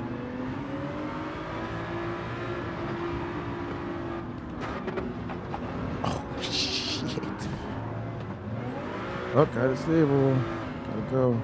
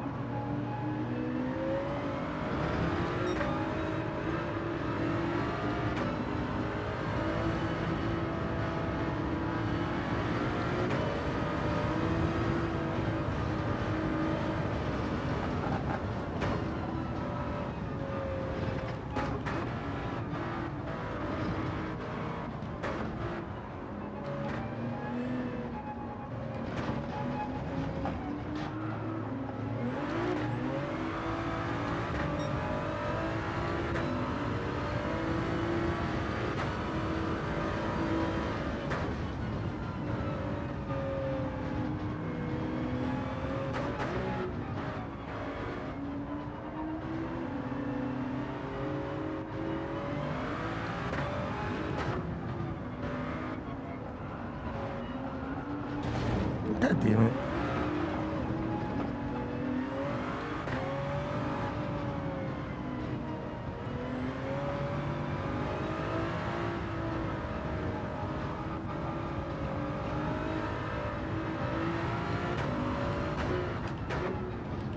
God damn, too late. Ugh. Got it.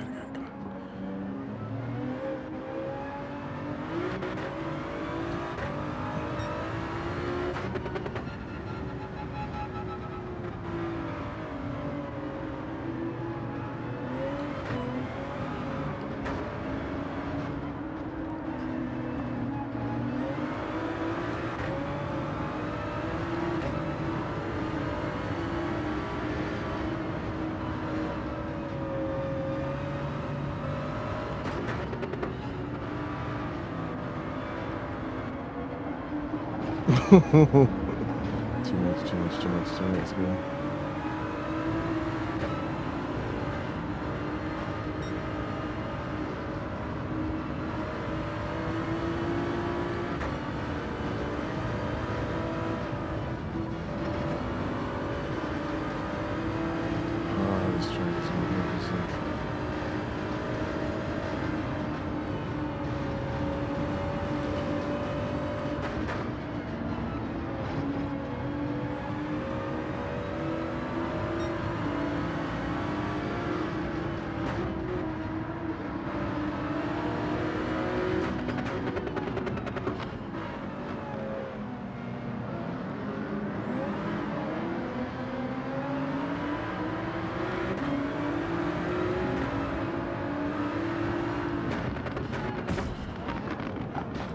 booth. The Buffenhauser.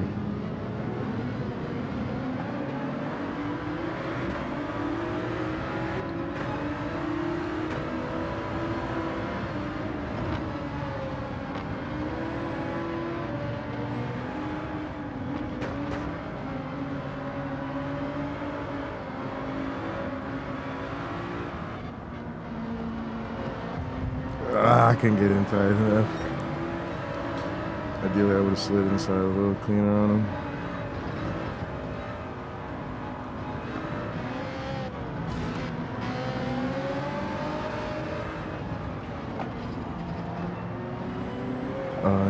These passages are so tight.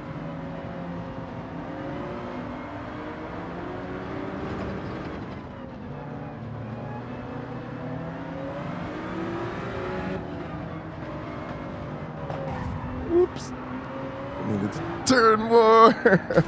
Oh. We managed to get a pretty good way through the course without getting all the way turned around. Oh, this is fun.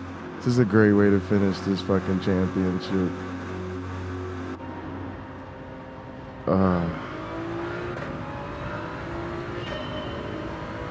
Yeah, bring it down, bring it down. Let's get through here. Fuck me. Oh, that's so extreme.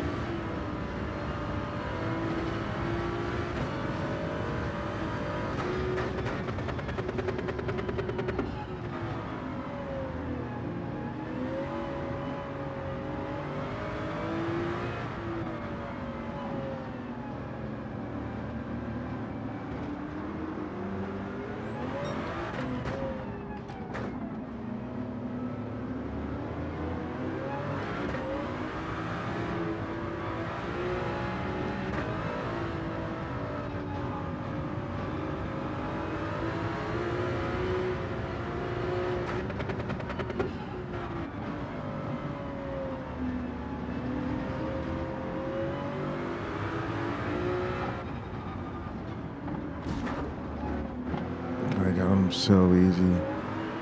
I was trying to roll around more gently. This goddamn thing is ready to roll.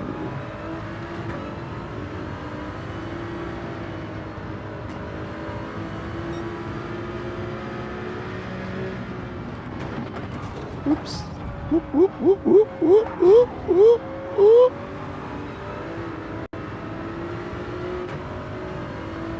I'm still trying to get that overtake, baby.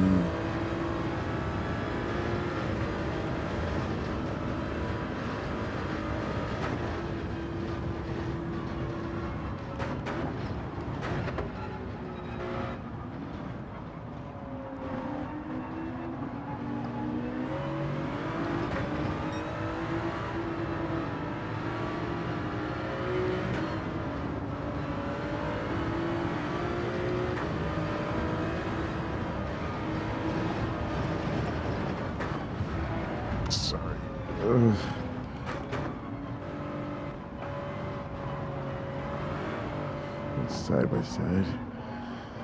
Oh, shit. I did that the last time, too. carrying too much speed through the lack of course experience.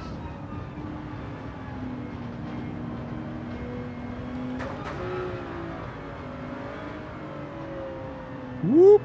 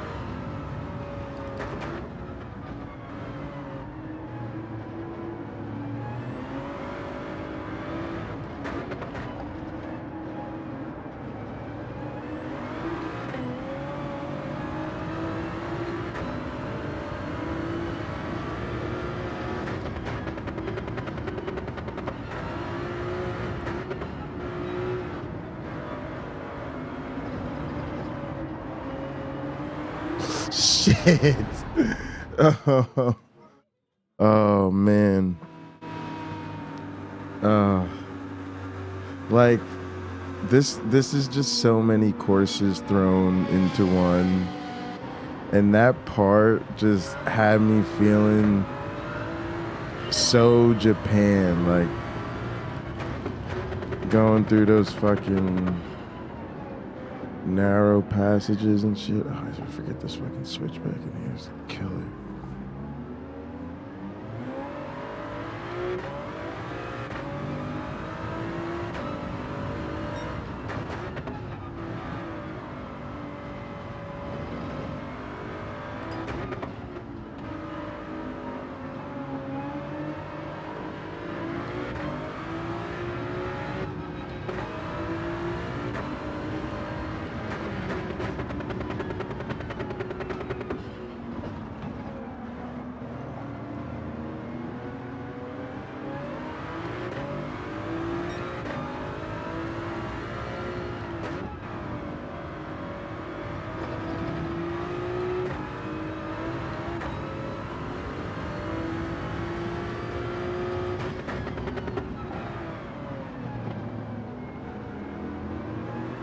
Oh, I did it again. God damn.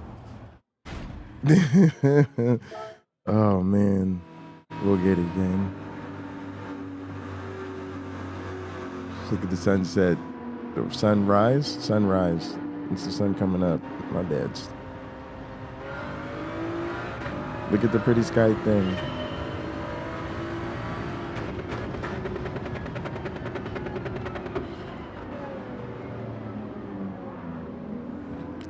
Curbs.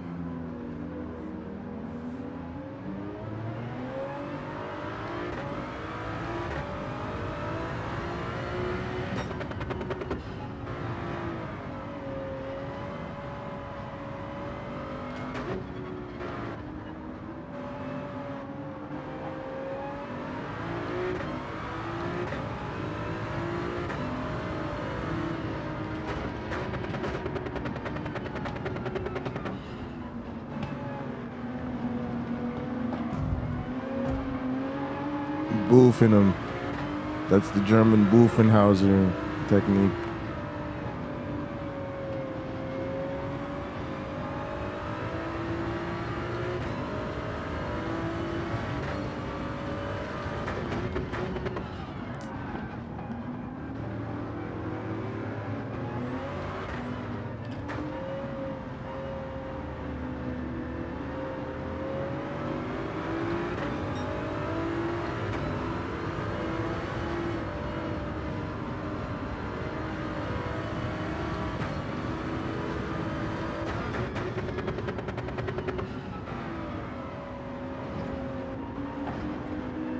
Switchback.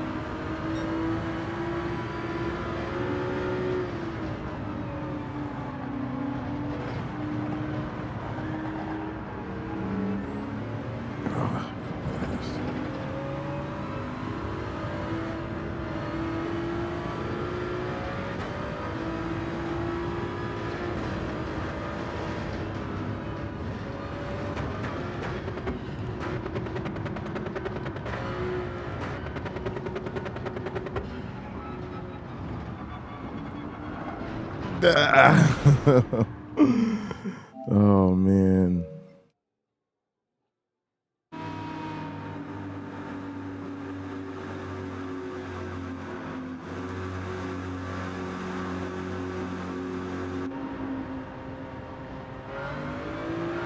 It's pretty interesting, actually. Since we've won the first 4 races, we could actually do a pretty cold calculation of exactly where we need to finish to get what place in the championship. Just remember, the thing is, we can't. Reason we restart so many times because we can't. You got to finish in the top 3 for the championship, or else you got to do the whole thing over again. So mostly we've just gotten enough track experience to finally put together a good run, and once we put that together, usually we can win this thing. So we got a good tune on the super.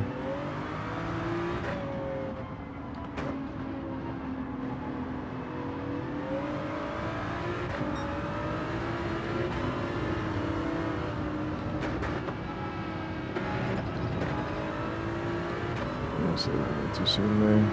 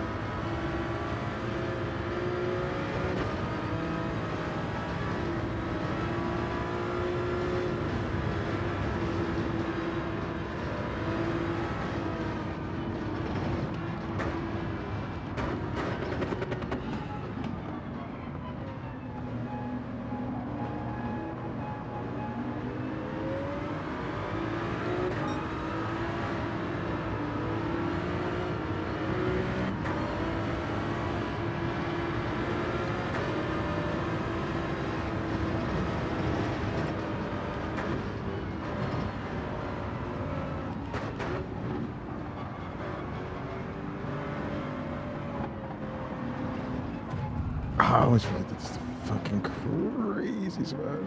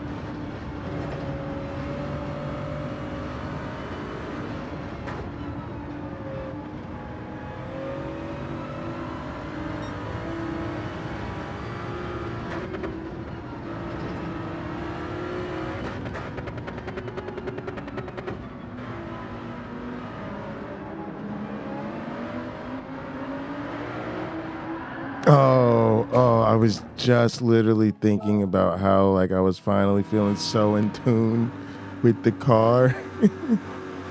And it just like, I don't know, there's a very rewarding sense in which it punishes you for like losing your focus for even a second. Even to have a wonderful thought about the experience of driving this car. Like, what'd you, like, holy shit, this thing bites.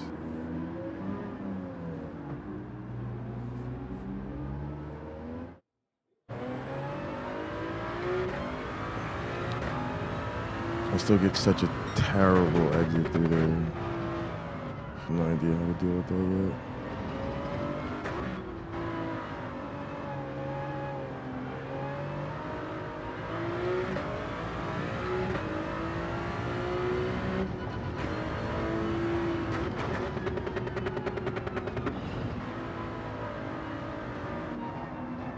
Oh shit. What am I doing? Get on the brake. Oh, I can't run up the hill like that. God damn it.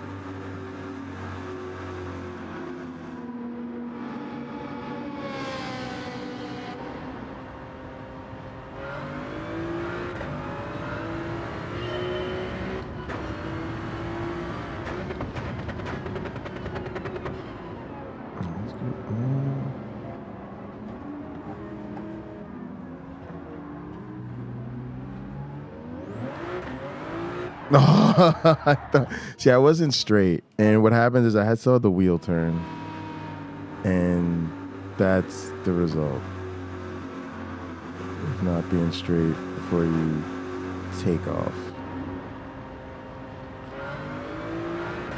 But I am genuinely trying to figure out just how to get through here faster.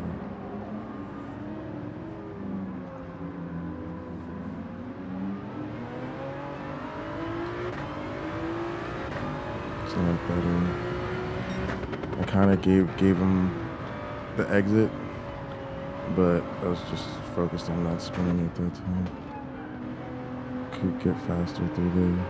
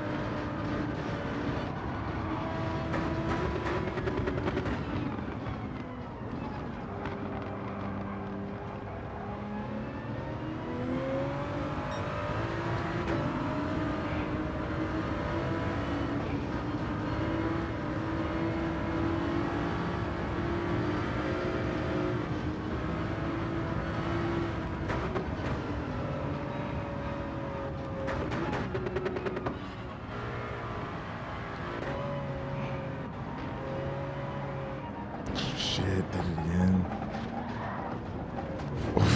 Oh my goodness. Let's take the reset. Just want to get around.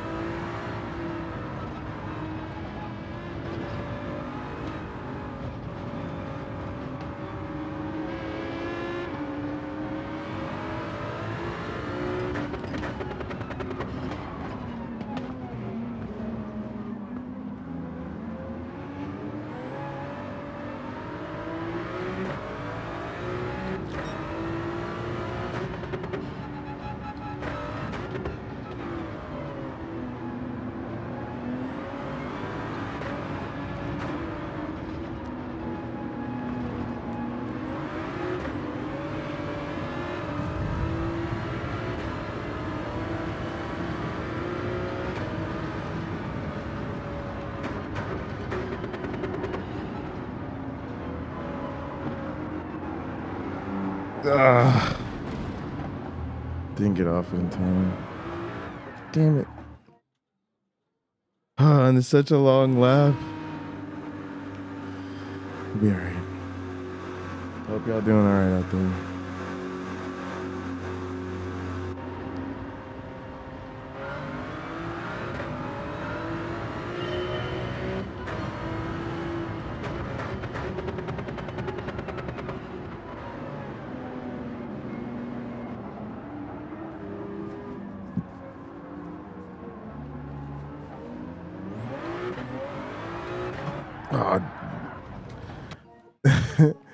I would love to just have that little bit of controlled oversteer,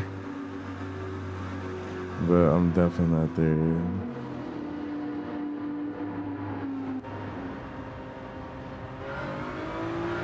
I'm sorry, I didn't get this done. I think we've run races at Blue Green.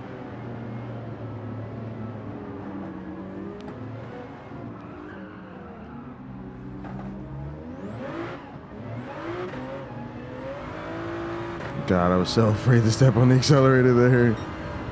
Y'all could probably hear it.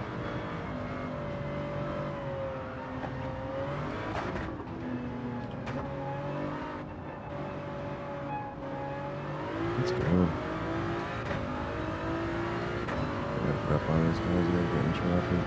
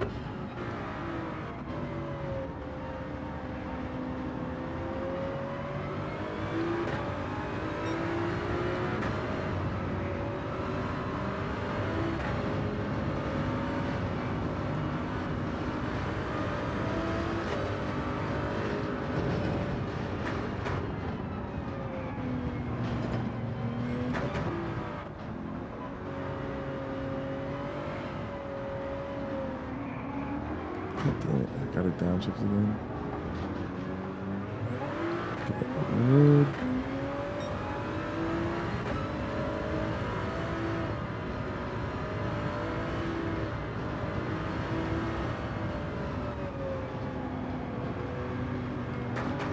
I gotta give up on these dudes.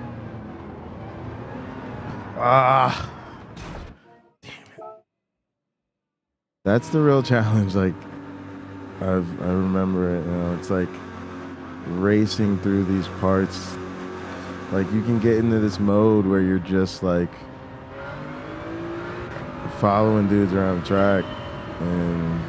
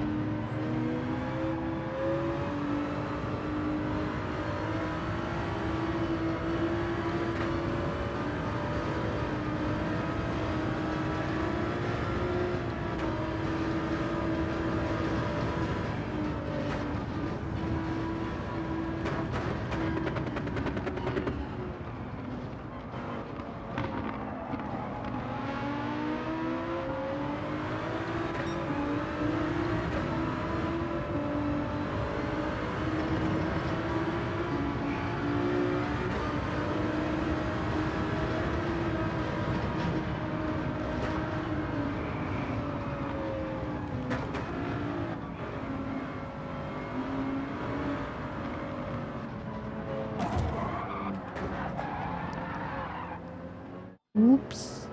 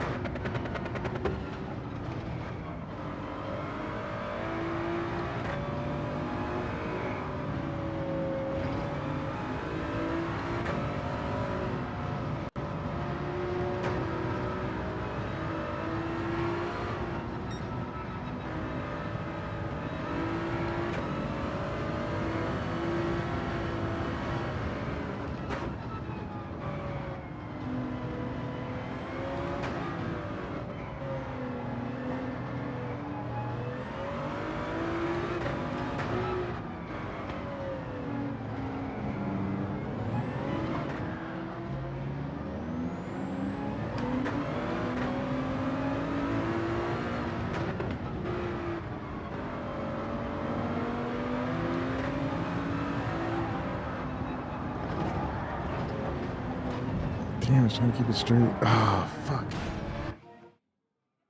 Whew. Oh, man, that was some fucking good racing that time. I'm getting in there. That time I really was like getting in there, working my way through the pack. It felt really good.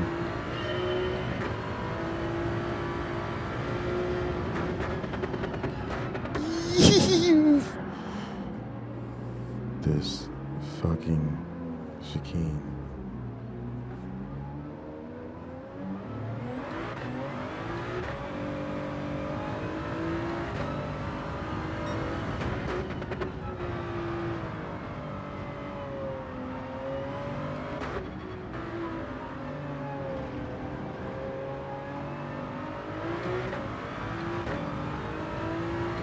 Still gotta get on the gas a little faster. I can trust it, I just gotta get it straight so it doesn't spin.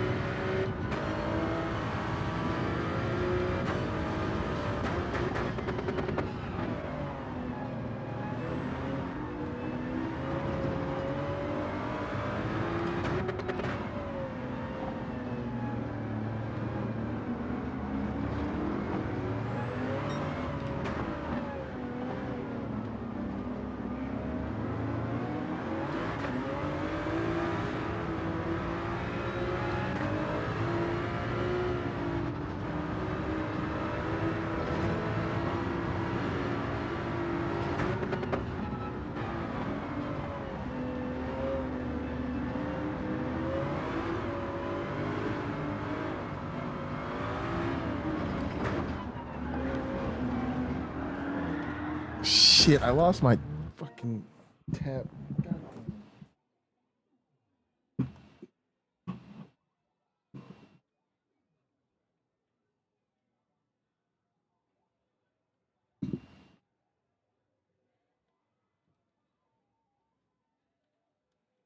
Also,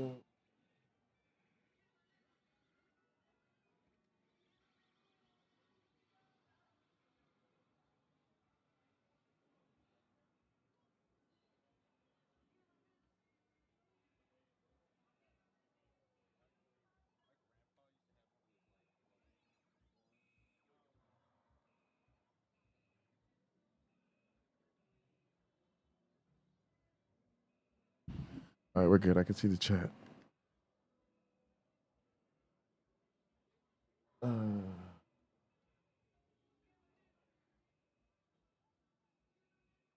think anyway. All right.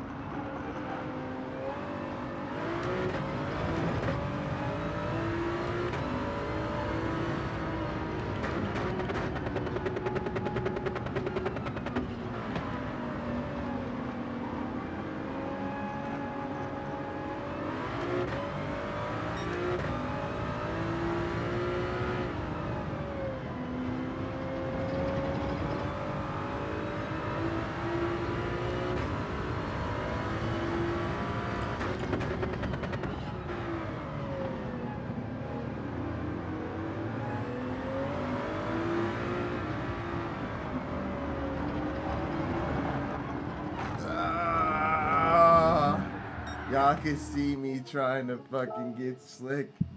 Y'all see me out here trying to get slick, trying to like drift through some of these corners on them. Y'all, I'm going for it. Fuck it. We out here to get better. Oh man, this is fun. I'm pushing.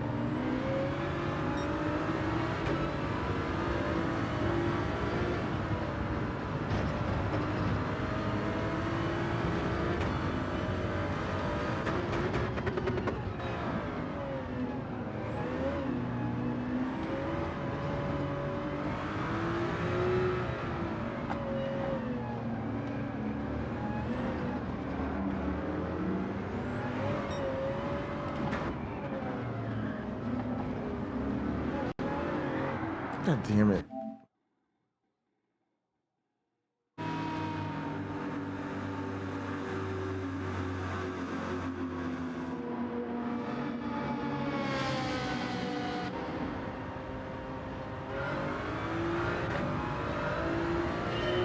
It's like this damn track turns fucking any race into at least that approximation of an endurance race.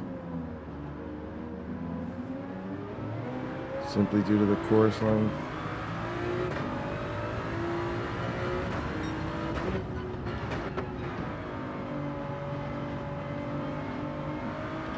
Let's get in here, moving. This is the move I'm looking for.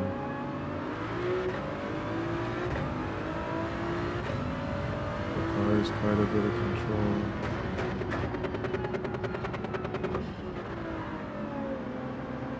Gotta have a grip on it. Just good sliding.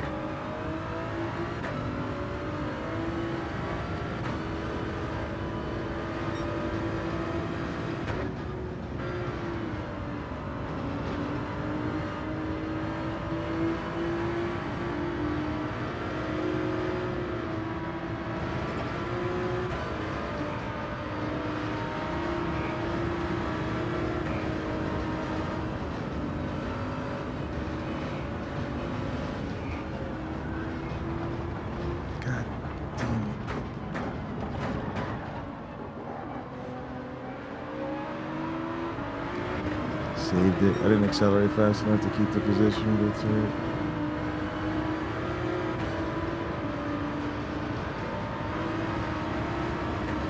That's freaking racing in here.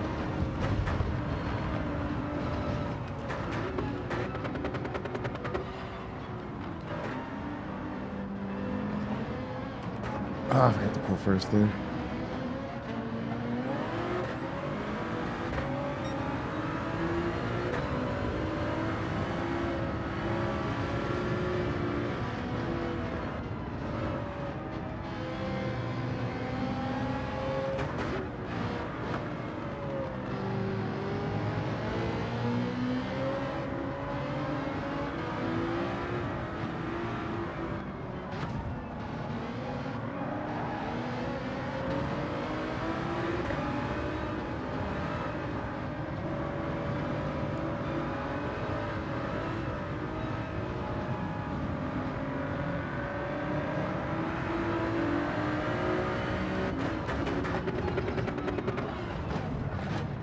That's me.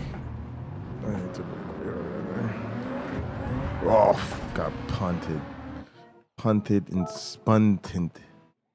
Oh, that was painful, gang. That was painful, gang. I want this run.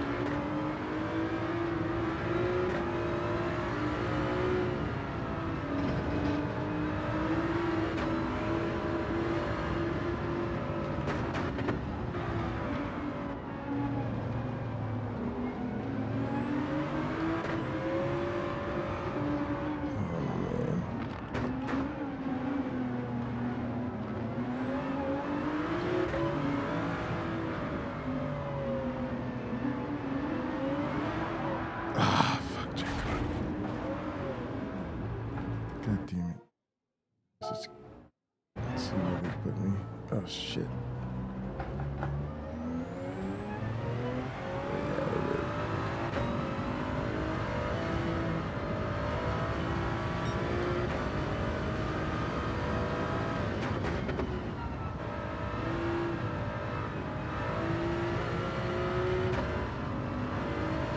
I'm way off the fucking.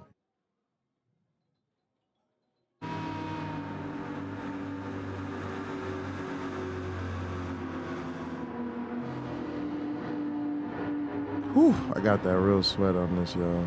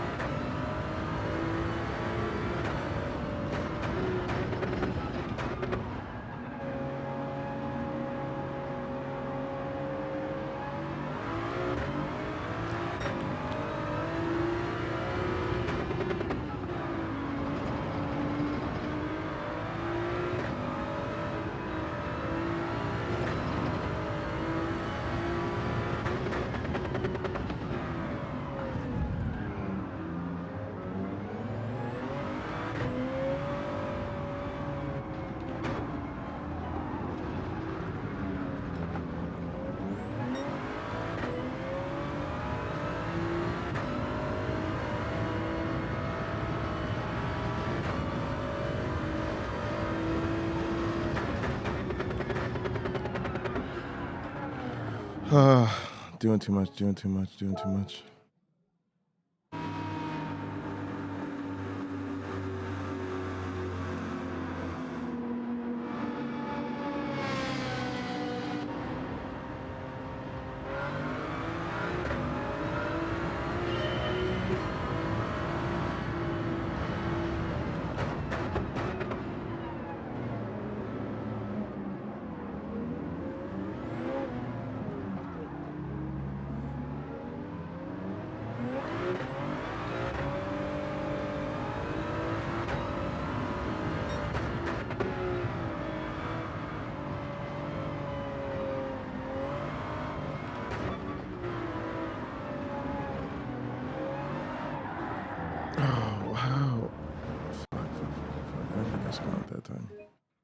You see how far off they get just off one spin, dude? It's crazy.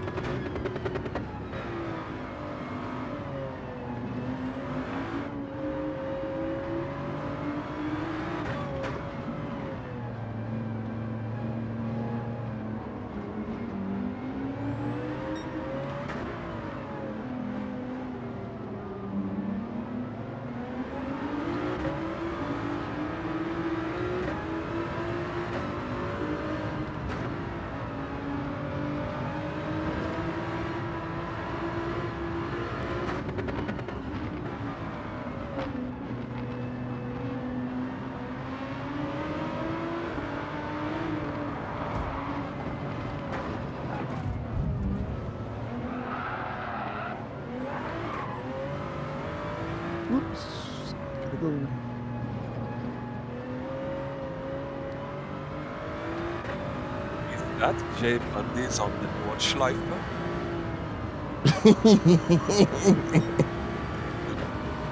You bold, brother. You driving the green hell at night. That's hard. I don't even do It's that. not fun. It's yeah. 20 kilometers, one track. I mean, one go around. It's intense. This is the track that made me love racing, honestly. It's beautiful. Keep going, man. Keep going. Appreciate you.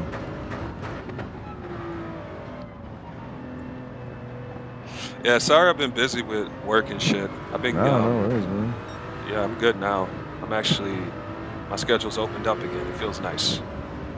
Good shit, man. Alright. You on AC? Not right now. I'm on some Nazi killing shit with Sniper Elite. Oh, nice. Yeah, but I'll hop in on racing in a little bit. Yo, you been playing more 3D games? Or just racing? It's been mostly just racing right now. I got a couple of horror games that are in 3D, but I just haven't put the time into them yet. I got you. Yeah, that's just gonna be intense. Yeah.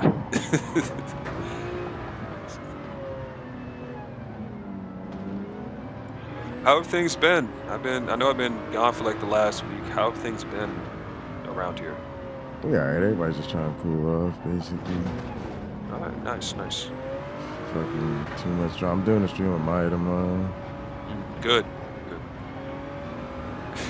Has anybody, has James Apperson come back and apologized yet? No, that's never gonna happen. Nah, I've given up on that. All right. I think it's just the whole thing. But like Dave, because like Dave came through promoting a stream with him this week. I'm like, all right, whatever. Yeah. You know, Jay, I feel like you've lost your smile. I think you can get your smile back. Bro, that's why I was trying to go in this week, actually. Yeah. I think it's time for a new promo and a new target. And I don't have anybody in mind immediately, but I think the world needs some Jay Bundy promos and another debate to look forward to. Yeah, we gotta get on the hunt. Yeah. I'll tell you what, I'll look around the internet over the next like 2 days and I'll try and figure out a target or two and I'll present you with my findings. Alright, bro. I'm trying to get on TikTok too. Oh yeah. You would kill on TikTok. Who's this Negro with long hair and, you know, spandex, because I'm not a wrestling fan. Spandex, just shouting about religion. Yeah, you'd be big. Yeah. All right, I'm gonna do something real quick. Just give me a moment. All right, man. I see the sun coming up on us out here. Or just also, if you wanted to ever do atheist versus atheist, I would love to see you go after T-Jump. It'd be the best. Oh, bro, that T-Jump debate was painful. Which one? Him debating that religion is beneficial and bullshit. When he debated Arn Ra, it was pretty recent, actually. Oh yeah, I didn't get a chance to see that one. So he was on the pro side of that. That yes. Good. You see, T-Jump is from here, from Minnesota, and like 2 summers ago, I was actually hanging out with him. I was in his Discord. I was tough. I was talking to him and shit because I'm like, man, this dude has one of the best God arguments I've ever heard in the debate space. Like, I mean, one of the best arguments against God. But that's it. That's all he has. Everything else about him is a person that you would not want to hang out with, and quite frankly, would probably call the cops on you if you got too loud. So, on that Doug shit. Exactly. He's a mini Doug, and I gave up on him. And if anytime you want to go at him, please do. Please. Oh, yes, that's a good idea, actually. And he might bite too. Oh, he would definitely bite. If there's $2 in it, he's gonna bite. So yeah, he doesn't want to do anything except play video games, talk to blonde girls. He has no interest in friends. He has no interest in anything outside of that giant lazy boy that he sits in. You know what I mean? Yep. Ooh. All right, you got it, man. Just a couple more turns and you on that straightaway. Oof, you got it. Yeah, this fucking straight, man.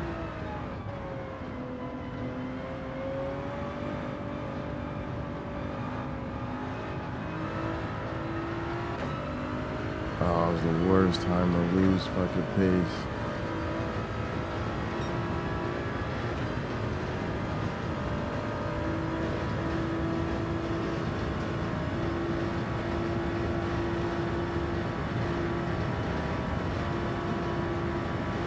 Oh, it was the worst time.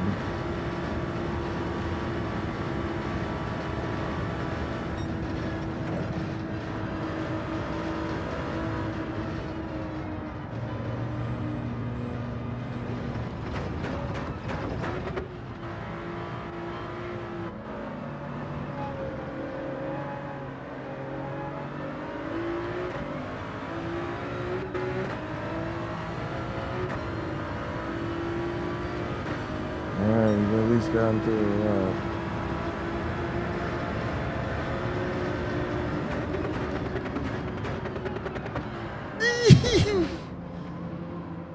The Buffendorfer.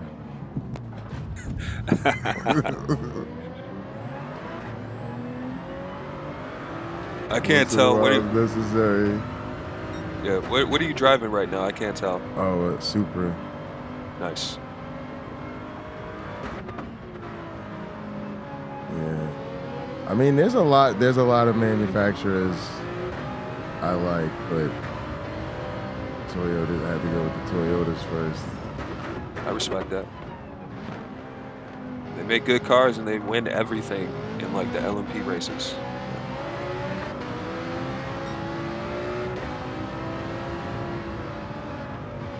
It's got a pretty dope livery on it too.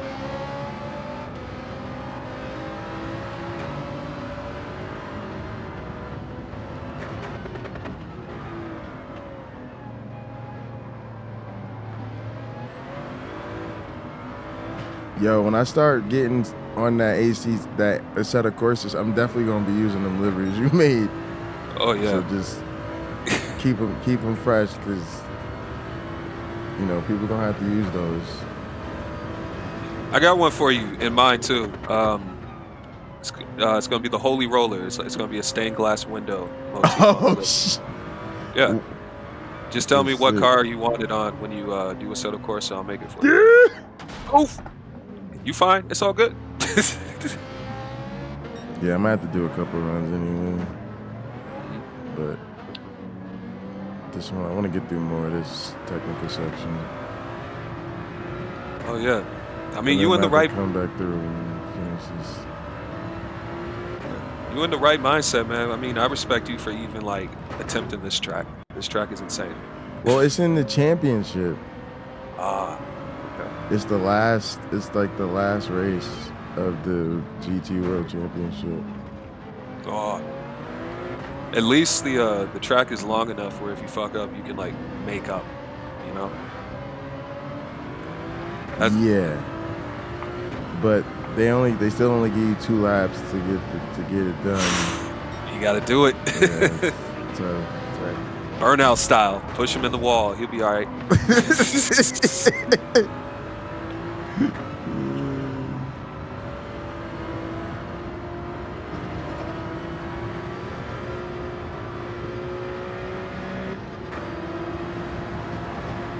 just no way to get the places, but I just want to get the experience and then try to get a winning run.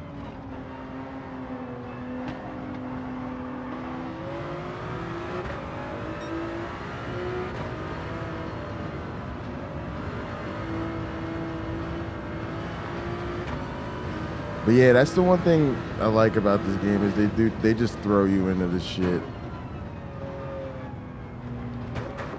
Right, just do it, live or die. Just make it happen. And at least you got the racing line and stuff like that. I am awful with this. I never forget to go to. I never remember to go to first in that chicane.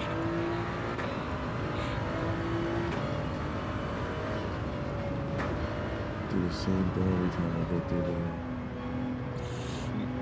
The other thing is I like. Oh, I know exactly what chicane you're talking about. I haven't figured out how to look at the damn map yet. Yeah, and this is not the track to like try and learn every corner. You can't. But I know exactly what chicane you're talking about. It takes me out too. It's a hard left at the top of the hill. Yes, exactly.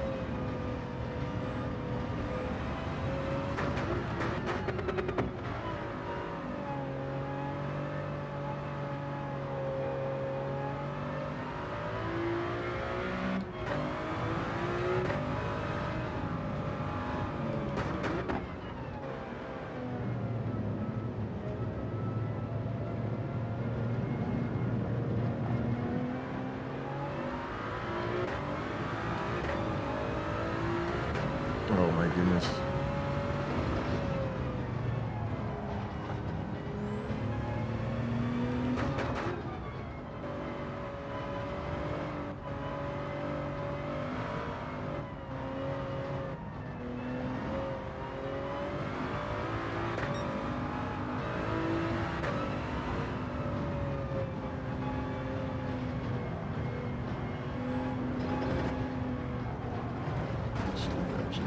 All right, we gotta try to make a couple of runs here.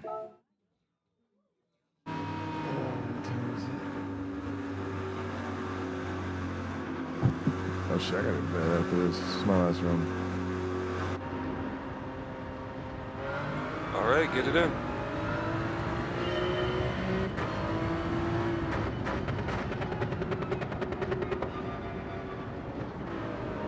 Bro, this is the worst right here.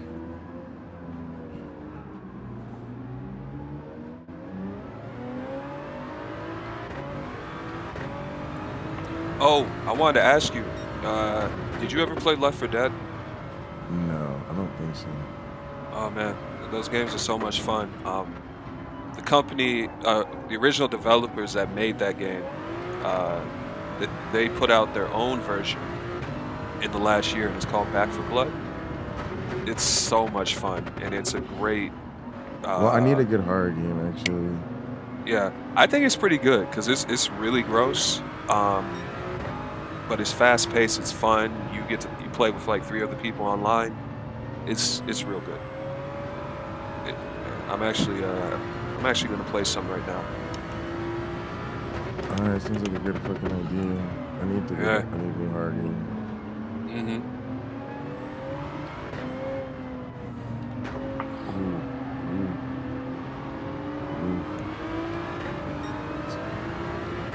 Let's go.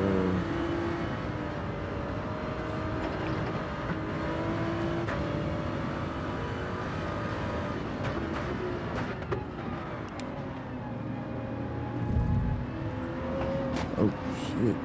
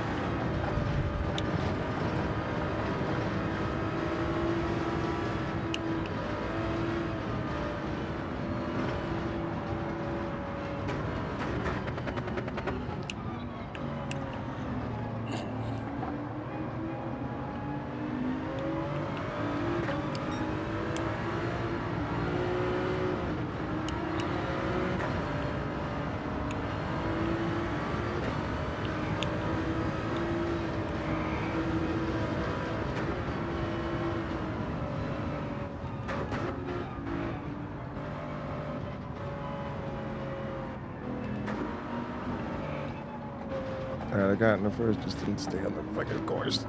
Nice, keep it up. So good.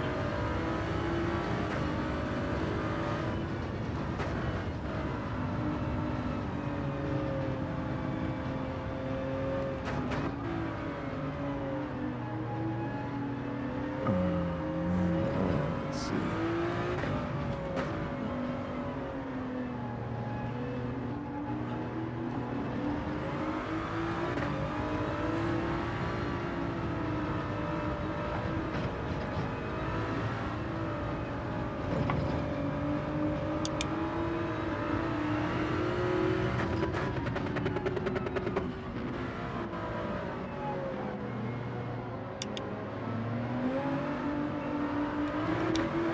Oh, that was it. I felt it. All right, I'll give it one more. Let's take it to the Good. Oh man. Hey yo, if you could check out my screen. I can't. Oh, it's all good. Yeah. The biggest draw with this Back for Blood game is that it has a card-based system in it where after you complete missions, you get points, and you get these cards that like augment your playstyle or augment, the enemies and whatnot, and basically like you're creating this big deck, and you can create a whole bunch of different ones that have different layouts and stuff. At first I wasn't about it because I'm not like a card collector or that type of guy, but it makes the game fun. I do enjoy it. Yeah.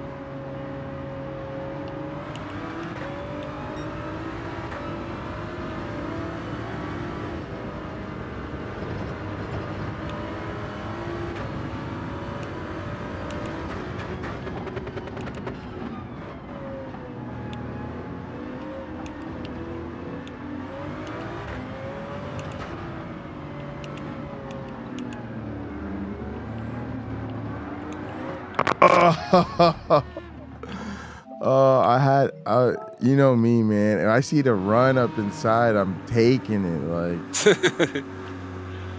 right. This is professional racing. We have to pass people in the straightaways, not the corners.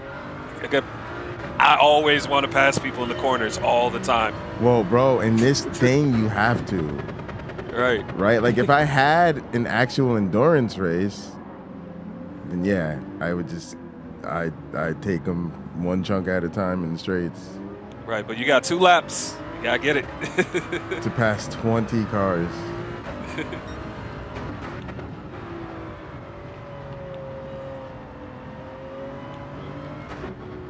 So you're in like fucking Tokyo Drift mode, like.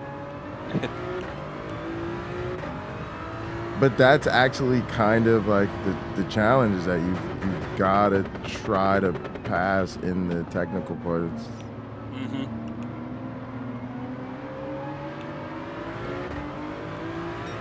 Which actually forces you to get your exit speed and all that shit together. Yep. Gotta go slow to go fast. It's the hardest thing. I'm still learning that.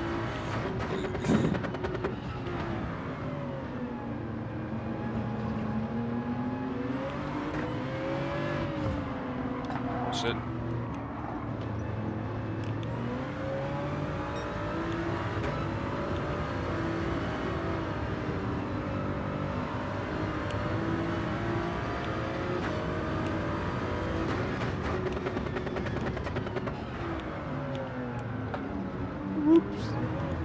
Oops.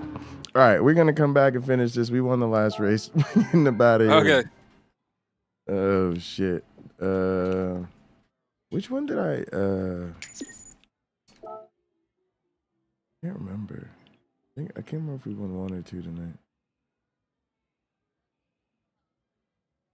We should actually also figure out what position do I need to come in. So that dude's got 30. So second place has 34 points, I think. And I've got 48.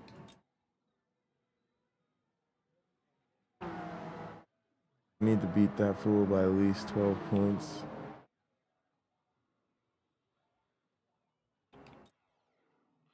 Yeah, that's what?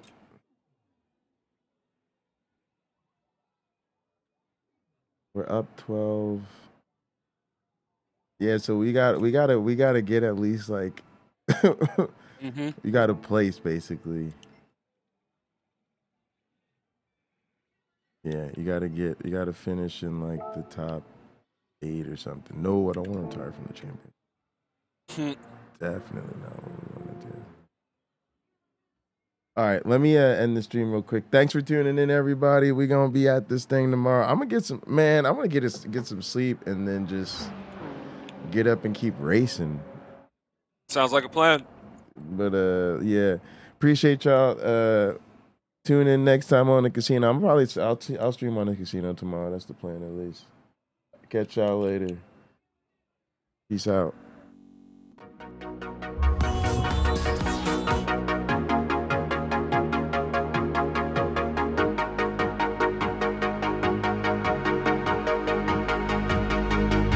She got that sweet juice, Minute Maid, some of out that lemonade. Take a sip, blowing purple clouds, taste